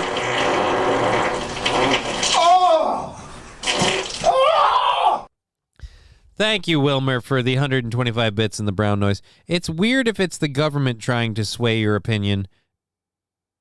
It's it's horrible. If it's a foreign government, it's unforgivable. But if it's just George Soros, we can who cares? I'm sure he's just helping those newspapers because they need it, and not at all because he wants to I mean, it's what the stop noticing things. All right, so there we go. We're going to leave that story where it is because we've talked about that. Fuck off. No, we have another 5 minutes, and I've got other funny things to do. I've got videos I can play. We're going to pull up a couple of those right now. All right, so we're going to do that. We've got a video from our good friend Ryan Long, and that might be the main one that we play, but this one's also up here. Why is this up here? Oh my God, we've got another video from the wide world of web. I made fun of a video they put up a while ago, and I've been subscribed to them since that video. They have a video from 3 years ago that also looks like it might be funny. So we'll go back to that in just a second. Let's go back to, again, this is from Ryan Long on YouTube. You can find him by just searching Ryan Long on YouTube. He has a YouTube channel, does a lot of funny sketch comedy stuff. This one looks kind of funny. He's going around asking New Yorkers to donate to Donald Trump's legal fund. Let's see how many people can take this as a joke and laugh and how many people lose their shit. She looks like she's going to laugh right out of it, and I'm going to say right now, kind of cute, no tits, but not bad. Need some money to Donald Trump's legal fund? No, definitely not. I'd rather donate my eyeballs. To help Donald Trump? That's a no. If you donate over $500, we put you in a raffle, and there's a chance to win a brunch with Eric Trump. Here's the most odious person in the entire planet. Basically, we send you a mug of that mug shot every different month. We have lower tiers if 20's a little high on the pocketbook. I hate Trump. Hate him. Do you know what that means? Do you think I'd want to give him any money? Well, it's not going to him if we go to the legal fund, so he won't be actually personally getting the money. You know, mega hat in the mail every 3 months. There's like a Sleepy Joe nightcap. There's a lot of different things that we can start to send in the mail. It doesn't have to be 10. We can go as low as $2 if you want to just give us your email, credit card. We can do it right here, right now. I love that he's continually bashing on people that aren't going to do it. Well, not bash, but I love that he's continually kind of like, hey, come on now. Like, tugging on the pocket strings of people that definitely won't do this, but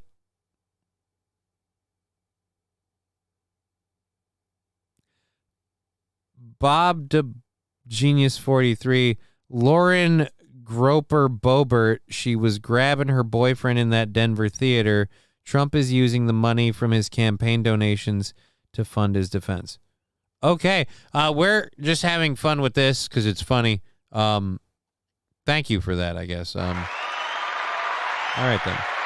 This is at the $500 tier, though, but a signed bottle of Rudy Giuliani hair dye. At the $20 tier, there is a shout-out on True Social. No. Would you want to hear the tiers? Absolutely not. I would rather kill myself than have lunch with Eric Trump. I mean, the chance of you winning the raffle are low, but there's other things.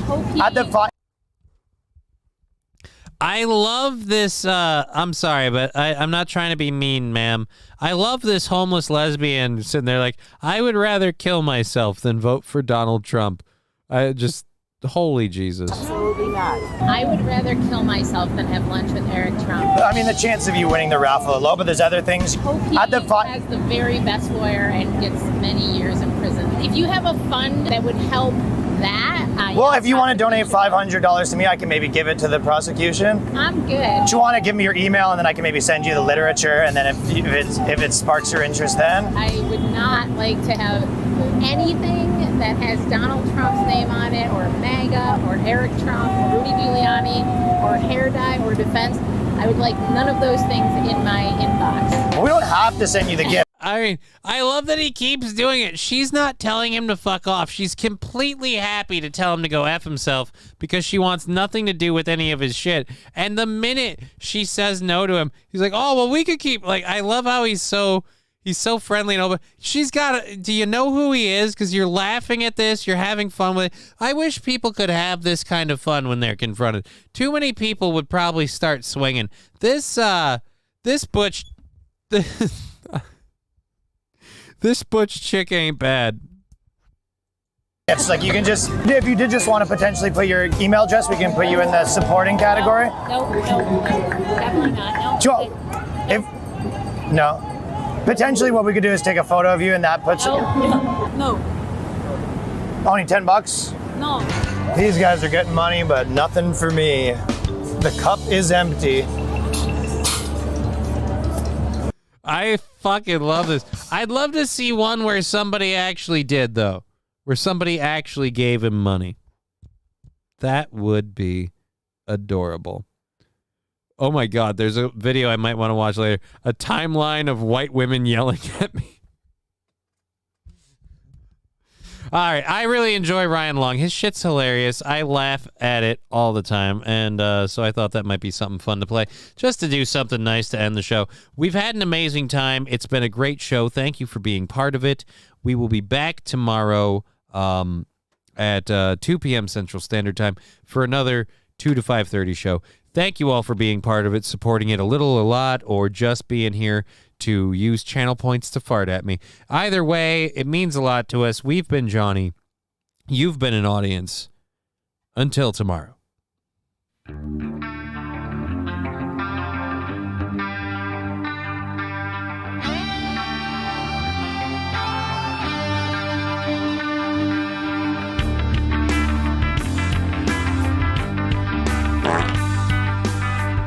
Game over. Fuck! What the fucking fuck? Who the fuck? Fuck this fucking! How did you do fucking fuck? Fuck!